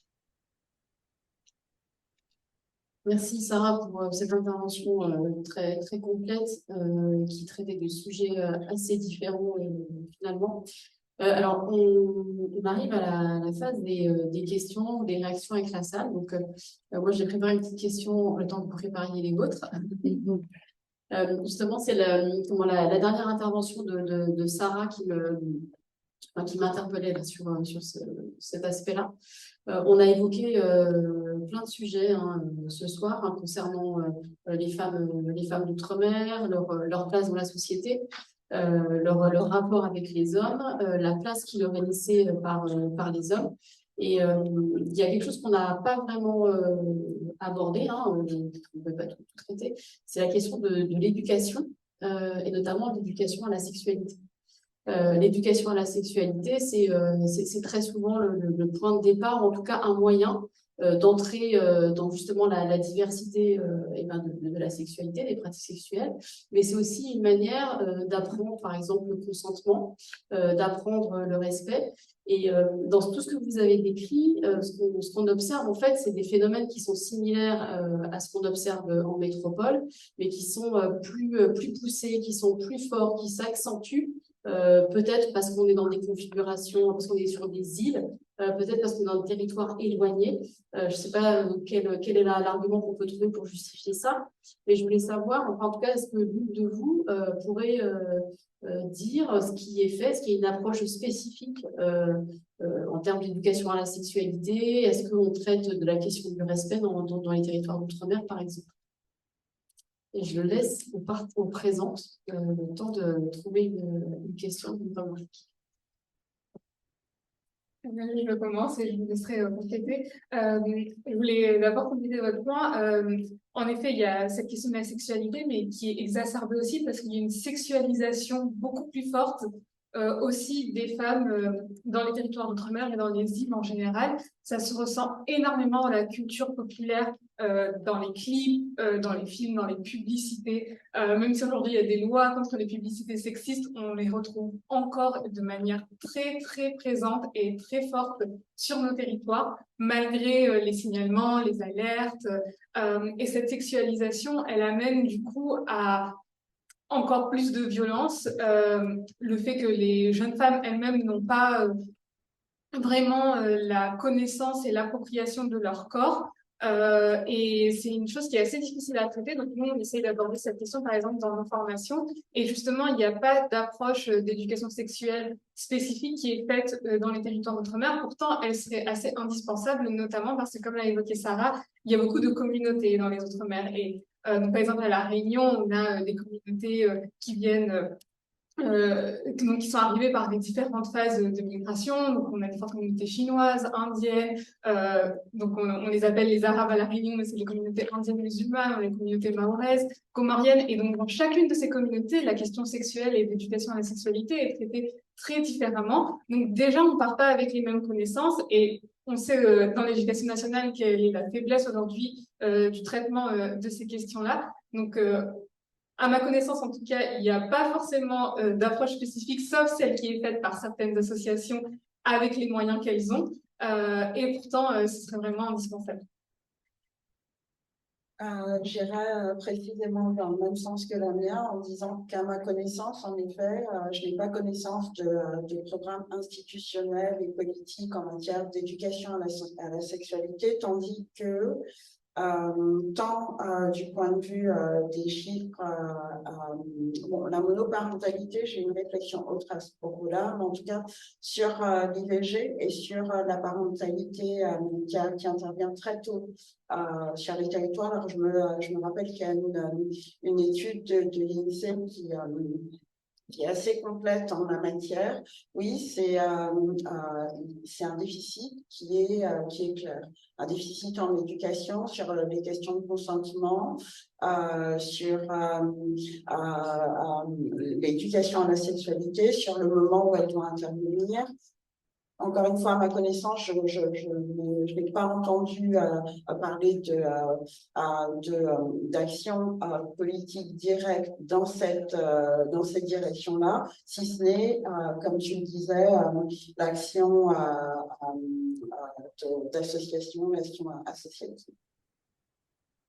Bon, je n'ai rien à ajouter là-dessus parce que c'est déjà en métropole, enfin dans la France hexagonale, c'est pas extrêmement bien fait, mais là-bas, avec le poids des traditions, les différentes religions, c'est très très compliqué et c'est une urgence. Mais je ne sais pas comment prendre le sujet. Parce qu'il faut aussi, et là tu as parlé tout à l'heure d'éducation, il faut aussi que ceux qui éduquent soient à même de le faire. Et là, je ne suis pas sûre. Pour ma part, je n'ai pas forcément de réponse, mais j'allais dire la même chose que Gisèle. Déjà, en métropole, c'est pas très bien fait, on le sait. Ce qui pourrait être intéressant, c'est d'interroger les CIDFF qui ont des conventions avec le ministère partout en France, donc là-bas aussi, pour faire un certain volume de ces cours, on va dire, et voir comment ça se passe, parce que je pense pas qu'il y ait forcément de baisse des financements. En tout cas, je vous envoie dans la discussion le lien vers comment ça s'appelle, l'audition, la consultation populaire du CESE en cours, toute nouvelle, qui est justement sur la question. C'est la grande enquête sur l'éducation à la vie affective, relationnelle et sexuelle. Attendez, dans la discussion. Et si vous n'avez pas vu passer ça, le CESE fait un appel à contribution justement sur l'éducation à la sexualité. Donc, si vos associations ont des choses à dire sur le sujet, il y a des contributions qui peuvent être déposées sur le site du CESE. Donc, c'est le lien que tu as mis, Sarah. Oui. Ah, oui, c'est ça. Est-ce qu'il y a des réactions dans la salle? Martine?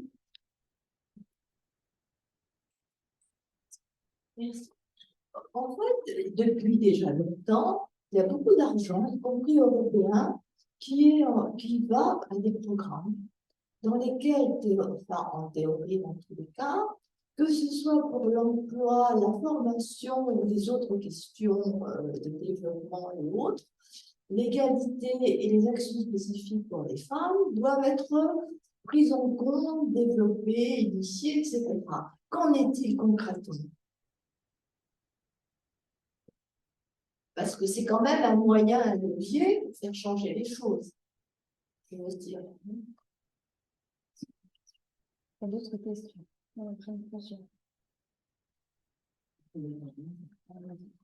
Bah, tu as raison, Martine, mais en fait, ça serait tout l'intérêt d'instaurer, je fais une réponse qui répond à côté, mais ça serait tout l'intérêt d'instaurer des budgets genre ou une budgétisation sensible au genre, c'est que ça permettrait d'évaluer quoi va à quoi et avec quelle redevabilité. Mais là, j'avoue que je ne sais pas du tout. Je ne peux pas répondre à ta question. Normalement, l'INSEE et l'AFD sont obligés d'avoir des données, des statistiques complètement genrées depuis déjà plus de 10 ans.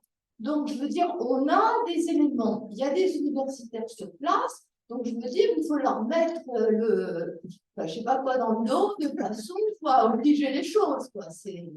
Mais c'est vrai que dès qu'on lève la main et qu'il n'y a personne pour faire le père fouettard, si je puis dire, ça retombe. Vous voulez, moi, je suis un peu, enfin, c'est pour avoir vécu un certain nombre d'années de bataille sur ces sujets, je suis un peu déçue que les choses retombent si vite. Mais qu'est-ce qui retombe? Les données, la quantité de données. À la fois les données, surtout l'analyse, c'est l'action qu'on peut faire avec des projets locaux.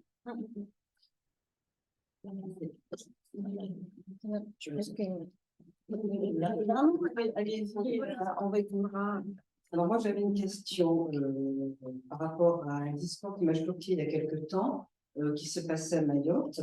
C'est que le nouveau directeur de la ARS proposait aux femmes, au bout d'un ou deux enfants, de les stériliser carrément leur pénétron. Voilà. Donc ça m'a vraiment choqué et je ne comprends pas qu'on puisse dire encore des choses pareilles à notre époque. Hein, par rapport à tout ce qui s'est déjà passé, pour moi c'est un scandale. Enfin, moi, il n'y a pas de mots pour ça. Alors, juste pour aller dans le sens de ce que vous venez de dire, en ce moment, donc, on a des débats pas très sympathiques sur la loi immigration, mais moi aussi, ça m'a vraiment marqué ce que vous avez relevé. Le fait qu'on puisse dire à des femmes qui ont un ou deux enfants, sans doute parce qu'elles sont à Mayotte, qu'on leur propose la stérilisation, alors qu'en fait, en France, une femme qui a un enfant ou qui n'en a pas, ou qui même a deux enfants, si elle va voir son gynécologue et qu'elle lui dit, enfin en France, excusez-moi, en France métropolitaine, si on va voir son gynécologue et qu'on dit, voilà, j'ai eu un enfant, j'ai eu deux enfants, je ne voudrais plus en avoir, je pense qu'on est très mal accueillis en fait et que tout de suite on se prend une petite leçon sur le fait que quand même c'est bien d'avoir des enfants quoi. Et j'avoue que moi aussi ça m'a vraiment frappée et j'ai trouvé ça complètement déplacé en fait. Alors, je crois que sur votre question, madame, qu'à un moment, quand on parle des Outre-mer, on ne peut pas retirer la question du racisme dans la manière dont les choses sont perçues. la manière, les mots de cette personne sont clairement démoracistes et je crois qu'à un moment, il faut appeler un chat et qu'il ne faut pas tourner à l'entour du pot. Tout comme d'ailleurs sur la question de l'éducation à la sexualité. L'éducation à la sexualité, oui, on est victime d'une hypersexualisation qui est celle dont sont victimes globalement les femmes noires en général. Et je crois que ça tient un peu à ça.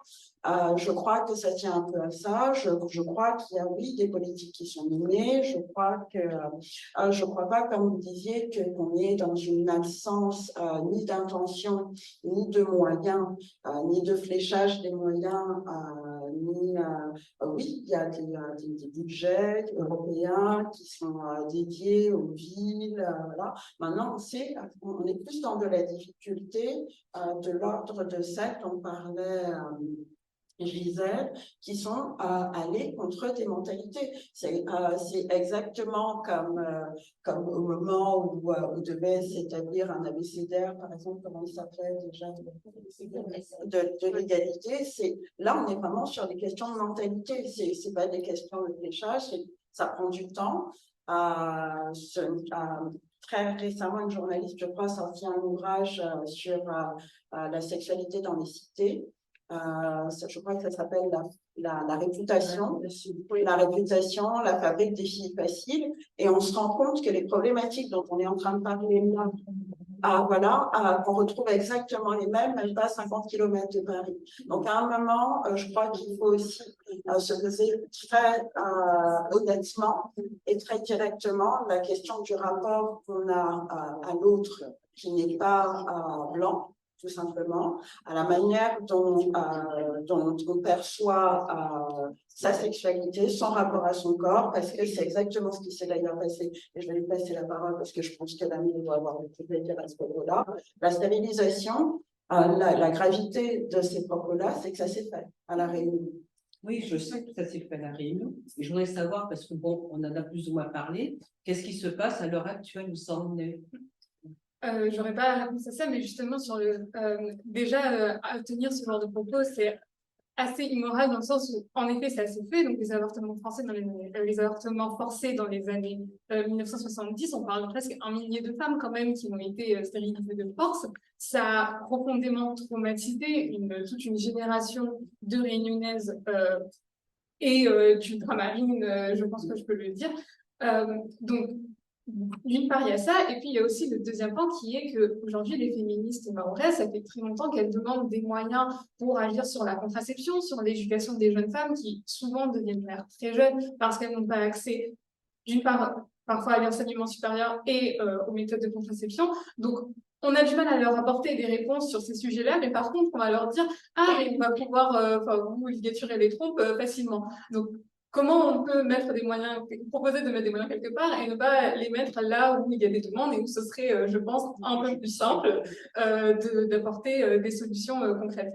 Donc, en effet, je pense que ça avait choqué une grande partie du monde féministe. On en a quand même assez peu parlé et on en parle plus aujourd'hui. Donc, j'espère que c'est parce qu'il y a eu un backlash assez fort et que l'idée est retombée si vite qu'elle est arrivée.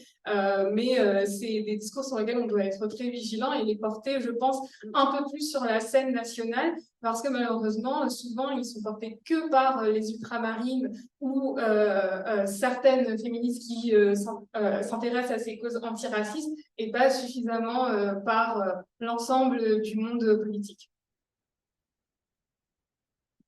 Alors, je suis désolée, j'ai un problème personnel, je dois vous laisser. Peut-être que je vous rejoindrai, mais ce n'est pas sûr.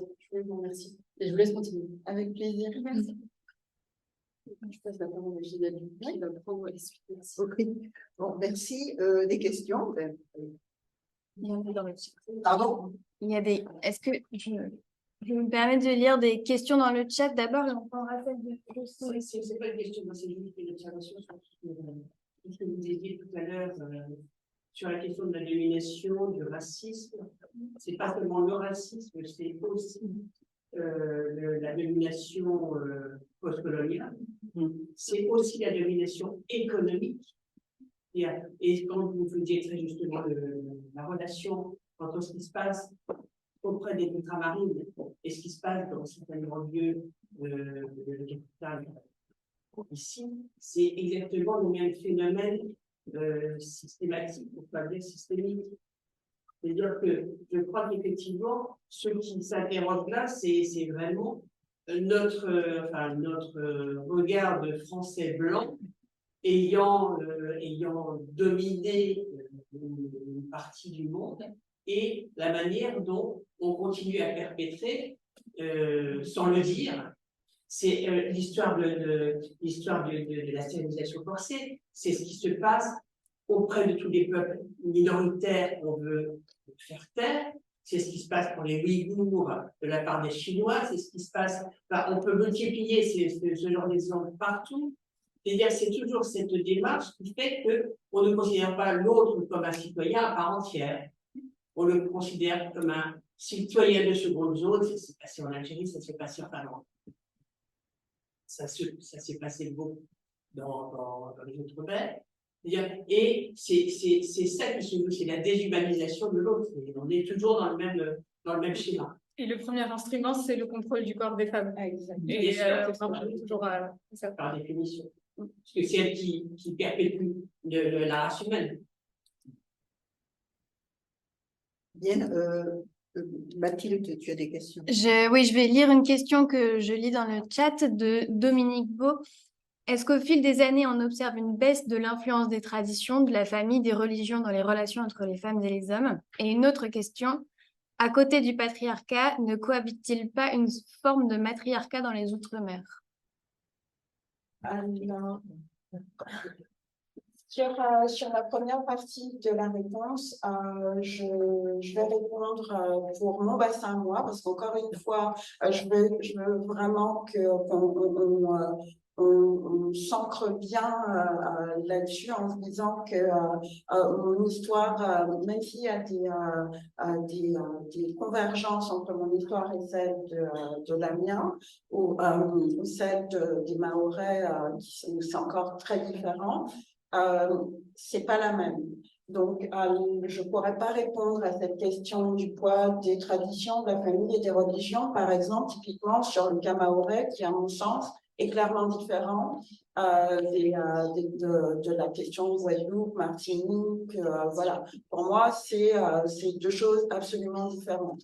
Idem, je crois que ça doit aller encore dans un sens différent en Nouvelle-Calédonie, où là, on a deux catégories de population avec un fort ancrage aux traditions et aux populations, qui est de nature en fait à fédérer une population sur le territoire. Donc, je peux répondre que sur la partie Guadeloupe, bon, en tout cas celle que je connais, je dirais que, et c'est ce que je disais tout à l'heure dans mon intervention à la fois sur les femmes en politique et en économie, ce que je ressens moi, c'est que les jeunes femmes ont réussi à faire une espèce de syncrétisme entre un ancrage dans la tradition, c'est-à-dire qu'on est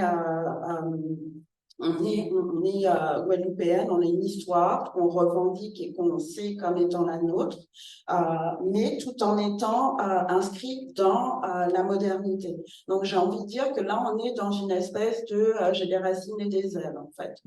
J'ai tout à fait la capacité, je suis tout à fait ancrée sur mon territoire, tout à fait attachée à mes traditions, aux valeurs qui sont les miennes, mais en même temps, à partir de ces valeurs-là et avec ces valeurs-là, j'ai envie d'avancer une autre image au monde.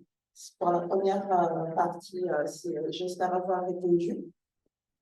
Pour la seconde, est-ce qu'à côté du patriarcat ne cohabite pas une forme de matriarcat? Ça, c'est, je crois, une erreur que de croire que les sociétés ultramarines, sont matriarcales, elles sont matrifocales. C'est pas du tout la même chose. Elles sont matrifocales dans le sens où de ce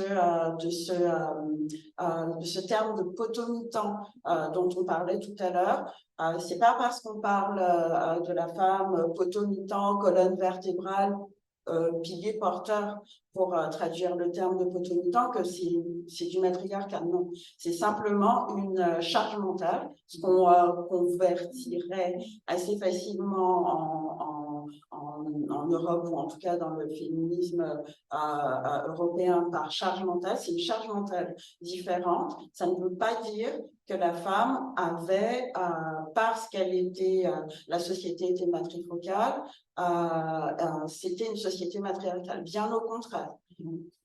Pardon. Bien au contraire, au-delà de cette charge mentale qu'elle supportait, elle avait en plus un regard perpétuel braqué tout à la fois sur son corps, sur sa mentalité, sur les typologies de femmes qui étaient considérées comme respectables, c'est-à-dire que la femme respectable, c'est la femme qui est mère. Voilà, donc les sociétés ultramarines ne sont pas matriarcales, pas du tout. En tout cas, voilà, là, elles tendent vers l'égalité, mais on ne part pas d'un matriarcat. Il n'y a quasiment pas de sociétés matriarcales qui sont sur la planète. En termes de matriarcat, Alors, il y en a quasiment plus. Alors, je crois que il n'y a pas de société matriarcale. Maintenant, il y a des peuples, des peuplades, des populations matriarcales. Ça existe dans certains endroits du territoire, mais c'est vrai que c'est microcosmique.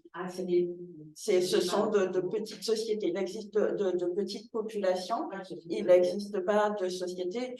Typiquement, je crois que c'est dans un territoire, je ne sais plus si c'est au Ghana ou un territoire où je me rappelle plus de la tribu en particulier, mais là, véritablement, c'est une société matriarcale où les femmes ont le pouvoir et où elles décident de l'évolution de la société. Je crois que c'est l'autrice Leonora Miano qui en parle beaucoup, qui a fait un état des lieux très, très, très avancé, très poussé de ces sociétés matriarcales. Elles existent, mais c'est vrai que ce sont des populations. Je pense au bouquin, comment il s'appelle, cette chercheuse sur les sociétés matriarcales qui a relevé 500 pages et qui dit que c'est vraiment.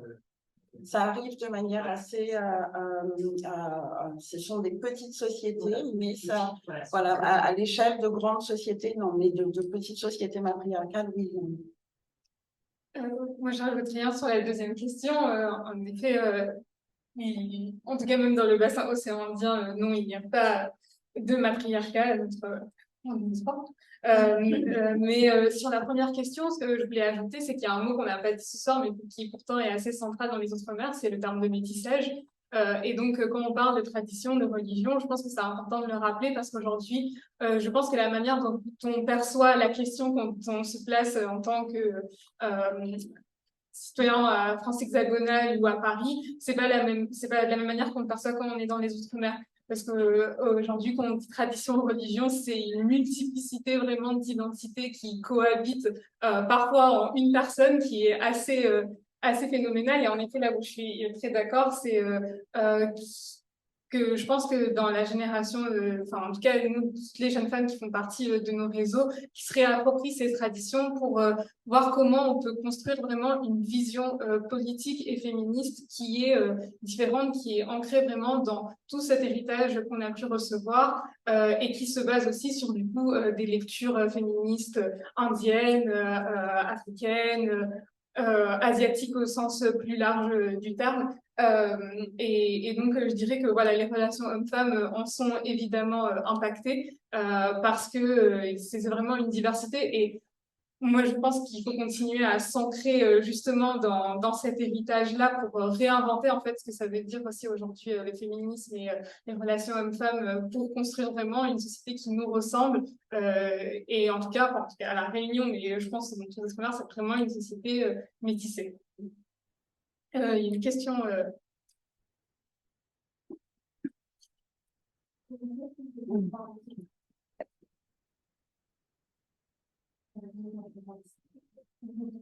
Bonsoir, du coup, je suis Mathilde, j'ai cofondé l'association avec Lamia. C'était pour revenir sur le terme de matriarcat, parce que du coup, aujourd'hui, je discutais avec une jeune femme comorienne qui, justement, enfin, de discuter sur ce terme et de la façon dont c'était utilisé, souvent pour un peu invisibiliser le combat des femmes en fait aux Comores, parce que du coup, avec cet argument de les femmes, enfin, il existe un matriarcat et les femmes sont notamment très présentes au sein de la maison où éduquent les enfants. Derrière, en fait, c'était une invisibilisation des revendications en fait, des femmes comoriennes sur les questions des violences, notamment économiques, mais au sein aussi du foyer. Donc, par exemple, aux Comores, souvent, quand il y aura une transmission de la maison, ça se fait par la mère. Donc, forcément, donc là, il y a cette question de matrilinéalité, mais enfin, ça se reflète pas au niveau politique, ou ça se reflète pas au niveau économique. Et c'est pareil à La Réunion. Moi, j'ai eu une discussion avec un homme politique un jour qui a complètement enfin, dit qu'il n'y avait pas grand-chose à faire sur la question de l'égalité femmes-hommes, puisque en fait, à La Réunion, ce sont les femmes qui dirigent tout, ce sont les femmes qui éduquent les enfants, ce sont les femmes qui font tout, et elles ont une place importante. Et en fait, je lui ai répondu que ça n'a rien à voir, puisque notre pouvoir n'est pas du tout le même, déjà au sein du foyer, enfin, pour le questionner parce qu'il y a énormément de violence, et en plus, il n'existe pas au niveau politique. Encore moins au niveau économique, que ça reste des hommes qui ont ce pouvoir-là. Donc, enfin, je réinsiste parce que c'est souvent un argument qui est mis en avant pour en fait complètement, on va dire, délégitimer une lutte féministe dans les Outre-mer alors d'une part par les personnes en Outre-mer, dans les différents territoires, mais aussi à l'extérieur. Voilà. Pour aller dans le sens de ce que tu dis et pour la reciter, parce que là encore, c'est vraiment une personne que je trouve extraordinaire dans sa manière d'aborder les questions féminines. C'est donc de nouveau Corinne Mancé-Caster. Elle dit, pour les filles, il n'est pas exagéré de considérer que le modèle proposé se décline en 3 projections essentielles: la mère attentionnée, la femme active invisible, la maîtresse séduisante, dont les qualités attendues sont la tendresse à apporter aux autres, sécurité, attention, compassion, le dévouement et la disponibilité sans prétention ni ambition particulière, la féminité au sens de l'élégance, soins cosmétiques, harmonie des couleurs, goût et séduction. Donc, en gros, voilà, on n'est pas, on est d'accord que ça ressemble pas à une société matriarcale. Les choses, c'est juste, voilà, je te donne un rôle de potomitan pour que tu te sentes, voilà, t'es potomitan, bravo, super. Mais ça, de plus en plus, ce point de vue-là, ce positionnement-là, il est contesté, il est discuté.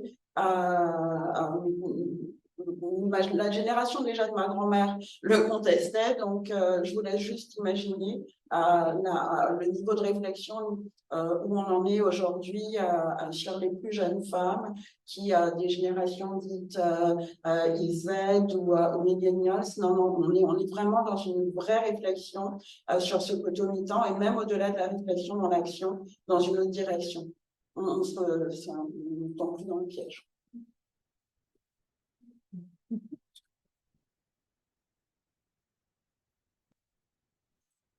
Je voulais vous remercier pour ces échanges, parce que c'est hyper intéressant.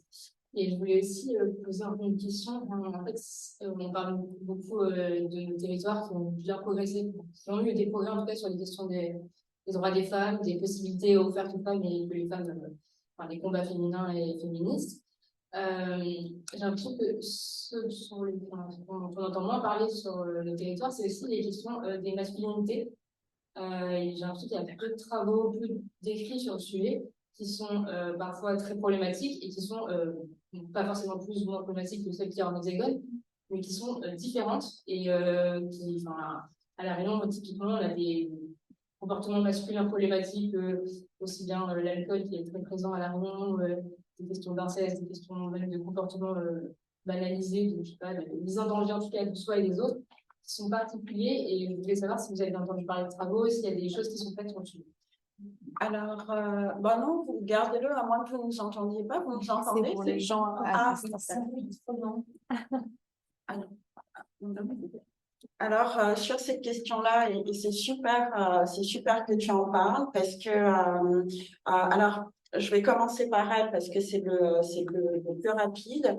Il y a Wendy Zalibo. C'est un petit bouquin, c'est un petit recueil de poésie. C'est pas, alors, je suis pas en train de faire de la pub, hein, elle m'a pas envoyé faire de la pub, mais j'ai trouvé son bouquin super parce que elle en parle de ça, de l'homme, et voilà. Mais j'ai plus envie de te parler d'une initiative, je crois que ça se tiendra, j'avais pris note de ça, c'est l'association s'appelle Papa Héros, les Papa Héros traduits en français. Et le 17 novembre, là, il y aura une manifestation sur les papas qui invitent d'autres papas à réfléchir à leur rôle. Tout ça pour te dire que oui, il y a des initiatives, on est vraiment dans un mouvement où il n'y a pas que les femmes qui se repositionnent et qui réfléchissent à leur état d'être. Cette impulsion-là de potomitan qui a été contestée, c'est aussi pour re-responsabiliser les hommes et cette re-responsabilisation-là, les nouvelles générations, en tout cas les plus jeunes, l'acceptent parfaitement et de plus en plus. Donc, il y a cette initiative, il y a un chercheur en Martinique qui s'appelle Steve Gadet, qui a écrit, il est chercheur en histoire, en anglais en fait. Il travaille beaucoup sur tout ce qui est anglais, histoire des civilisations américaines. Donc, il s'appelle Steve Gadet et qui a écrit un ouvrage qui s'appelait De mémoire, lorsqu'un homme aime une femme et lorsqu'une femme aime un homme. Et donc, lui aussi, dans cet ouvrage, lorsqu'un homme aime une femme, alors je l'ai préfacé, donc là encore, je suis pas en train de faire du prosélytisme, mais dans cet ouvrage, justement, il parle en tant qu'homme de sa relation en tant qu'homme, en tant que père, de sa relation à sa compagne et de la manière dont il envisage la relation. Donc oui, pour répondre à ta question, oui, ce sont des questions qui sont soulevées. Et ici aussi, je crois qu'il y a un jeune homme qui a un think tank de réflexion. Alors, je vois son visage, mais je ne vois plus son nom. Mais oui, il y a, voilà, c'est une réflexion qui est engagée.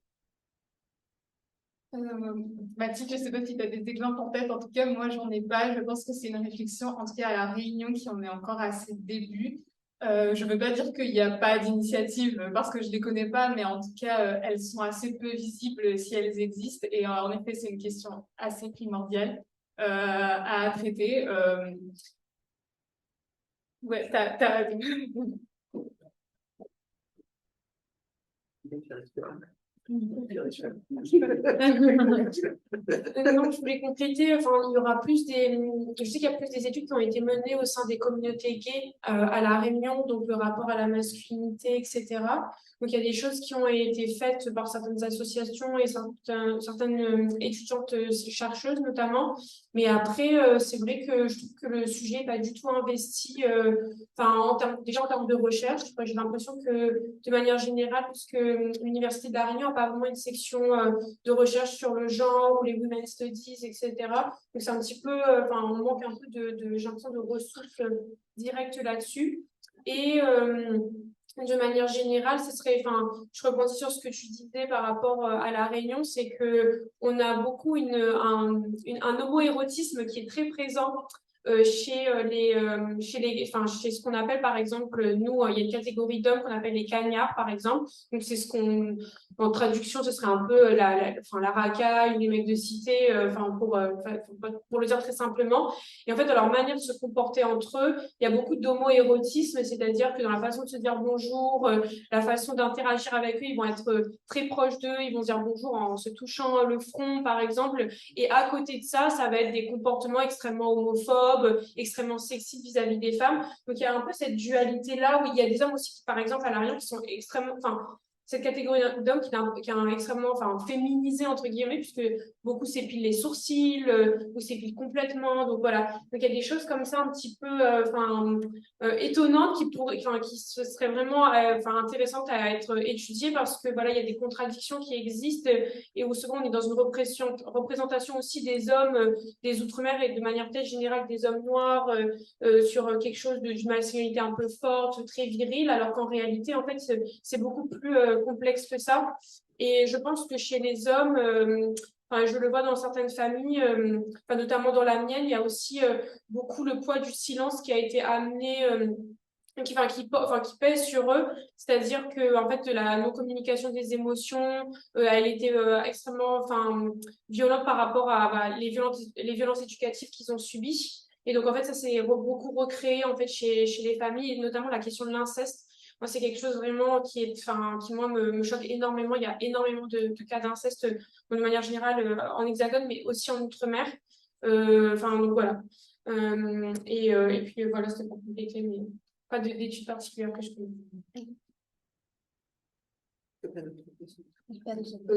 Sarah, est-ce que tu aurais quelque chose à ajouter? Non, pas du tout, pas sur ces questions-là. Ok. Bien, y a-t-il d'autres questions dans la salle? Non. Alors, c'est pas fini, parce que je voulais aussi, après je vous remercierai, je voulais vous parler un peu plus de Femmes au-delà des mers et vous donner quelques rendez-vous. Donc, Femmes au-delà des mers travaille beaucoup sur la transmission. Transmission des savoirs. Nous faisons des conférences, des réunions. D'ailleurs, celle-ci, j'aimerais bien la prolonger à la Maison des associations du 16e, où nous avons notre siège, parce que je crois qu'on n'a pas tout dit. On pourrait répéter et continuer. Donc ça, c'est un rendez-vous à prendre. Dans les autres rendez-vous, nous allons avoir une émission sur Culturil. On a un partenariat avec Culturil, qui est une petite chaîne, et notre thème, c'est la transmission. On a déjà eu une première émission que vous pouvez retrouver sur le net, et on s'était concentré sur le plan bassin, la Caraïbe. Maintenant, nous allons passer à un autre océan, ce sera probablement le Pacifique. Donc, toujours la transmission, on aura, à chaque fois, on a un spécialiste, et puis il y a un journaliste, et moi-même, et quelques témoins. Voilà, pour ce rendez-vous, nous avons en projet un certain nombre de projections de films. Plusieurs personnes sont venues nous voir pour nous dire tu projettes le film, et on fait une discussion derrière. Nous aurons Femme Solitude de Guy Deslauriers, qui est assez connu. Nous aurons aussi les vieux créoles à Paris. Ça, c'est Guylaine Gadjar qui en est l'initiatrice. Nous allons avoir aussi de Barchaboer, le couteau chien, ce qui me permet de faire une transition, parce que dans Femmes au-delà des mers, on souhaite vraiment transmettre, et que les jeunes, être assez inspirant, c'est-à-dire que les jeunes et moins jeunes puissent être connectés avec leur culture. Et il nous a semblé que les objets qui sont détenus dans les greniers, les autographes, une lettre très importante et tout ça, sont des éléments qui parlent. Et nous avons décidé et nous avons déjà une première exposition virtuelle, de rassembler des objets d'un foyer, de les faire parler et de faire des petites expositions virtuelles. Hein. Quelqu'un, un ex-ministre m'a dit « Oh, mais il faudrait faire aussi des expositions éphémères ». Là, physiquement, on n'a pas encore disons, la logistique pour pouvoir faire ça. Mais l'idée, c'est de reconstituer comme ça un matrimoine ou un patrimoine d'au-delà des mers. Alors, pour ce projet, nous disposons d'un film de Barchaboer qui s'appelle le couteau-chien. Le couteau-chien étant simplement un couteau que l'on trouve dans tous les foyers de la Caraïbe et qui, on peut parler très très longtemps dessus. Donc voilà, donc on va lancer ce projet, sans doute quand on va faire le film, et le plus dur pour nous sera justement de pouvoir collecter comme ça et traiter, parce que si les gens vous envoient des photos et qu'ils ont parlé, il faut arriver à mettre ça en scène. On a une entreprise qui fait ça très bien, mais elle se fait payer. Bon, donc nous avons des projets de films. Et qu'est-ce qu'on aurait d'autre, Marie, que j'aurais oublié? Pardon? J'ai dit, oula, il y a une pensée. Attends. Non, je laisse dans l'immédiat la projection des films, effectivement. Il y a donc, et on cherche, ah oui, Voilà. Nous cherchons des salles. Mais alors, il faut faire attention, parce que comment dirais-je, les personnes qui ont fait des films ne veulent pas n'importe quelle salle. Hein. Bon, alors, on a aussi un film, et ça va faire une bonne transition, sur les femmes noires dans l'art lyrique, qui, Marie-Claude Lotus, qui est adhérente chez nous et qui est artiste lyrique, voudrait que ce soit au Sénat ou dans une autre grande salle. Donc, elle m'a envoyé au charbon. Donc, voilà pour nos projets. Et je voulais vous dire qu'on est généralement tous les mardis après-midi au siège de l'association et que le type de manifestation comme celle-ci me plaisent beaucoup, nous plaisent beaucoup, parce qu'elles se font avec beaucoup de qualité et j'en profite pour remercier les intervenantes parce qu'elles ont, mine de rien, beaucoup travaillé, elles ont des choses extrêmement intéressantes. C'est pas fini, vous avez vu que c'est loin d'être fini et donc nous vous donnons de prochains rendez-vous. Alors, allez sur Facebook, allez sur Instagram et c'est Emma qui va s'en occuper, c'est une jeune stagiaire que je viens d'embaucher. Et en tout cas, je vous remercie beaucoup tous, tant que vous êtes toutes d'ailleurs, parce que vous nous montrez que ce que l'on fait est intéressant et c'est pas toujours facile, mais ça a du sens parce que nous estimons, et presque ce panel, n'est-ce pas, vous montre que l'intergénérationnel est capital et on a tous des choses, tous et toutes des choses à apporter à l'autre. Merci.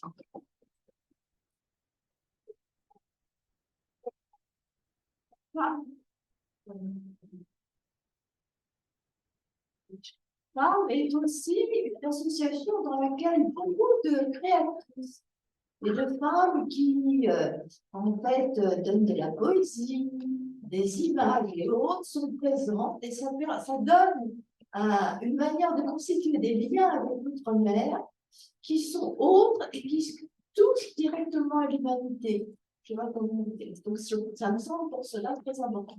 Oui, alors je te remercie beaucoup parce que je te remercie Martine, j'ai complètement oublié cette partie, mais on ne peut pas tout faire et tout dire. Il y a une femme créatrice, on en a dans la salle, on a une réalisatrice, une personne de Evelyne Abraham qui est là, et on a beaucoup de personnes qui sont brillantes. Alors, je n'ai pas parlé des talents d'outre-mer, c'est une association qui réunit des personnes de très, très, très grande qualité. L'une d'entre elles était là, elle est partie. C'est-à-dire, c'est essayer de montrer des personnes qui font leur chemin, quel que soit l'endroit d'où elles viennent, et elles brillent. Vraiment, elles sont très importantes. Nous avons des ministres en Norvège. Et alors, en ce moment, c'est demain que ce soit lancé, nous avons des réalisatrices comme Eusanne Palsy. Et dans l'art lyrique, nous avons maintenant, et ça c'est une initiative extraordinaire, les voix de l'outre-mer, dont nous sommes partenaires. C'est un homme, il a maintenant 48 ans, il est chanteur lyrique et ça fait 10 ans, il s'est dit, moi je vais essayer de détecter des talents. Et il va à travers le monde pour donner, donc dans chacune des régions d'outre-mer, il fait des castings et tout ça, et il finit par détecter des voix extraordinaires. Et là, par exemple, on a une petite qui vient d'entrer qui est à l'opéra, Marie-Laure Garnier. Il forme des gens et en plus, ça casse les préjugés parce que on a toujours l'impression que c'est que de la danse, tout ça c'est très bien, hein, c'est de la danse, du tambour et tout, mais il y a aussi autre chose. Et dans la création, mais on pourrait en faire beaucoup, il y a une jeune femme qui fait un travail extraordinaire entre tradition et modernité qui s'appelle Chantal Loyal, et là une troupe qui s'appelle Difekako. Donc ça, on va continuer ça dans quelques temps. On va parler des créatrices et tout, à la Maison des Associations ou ailleurs.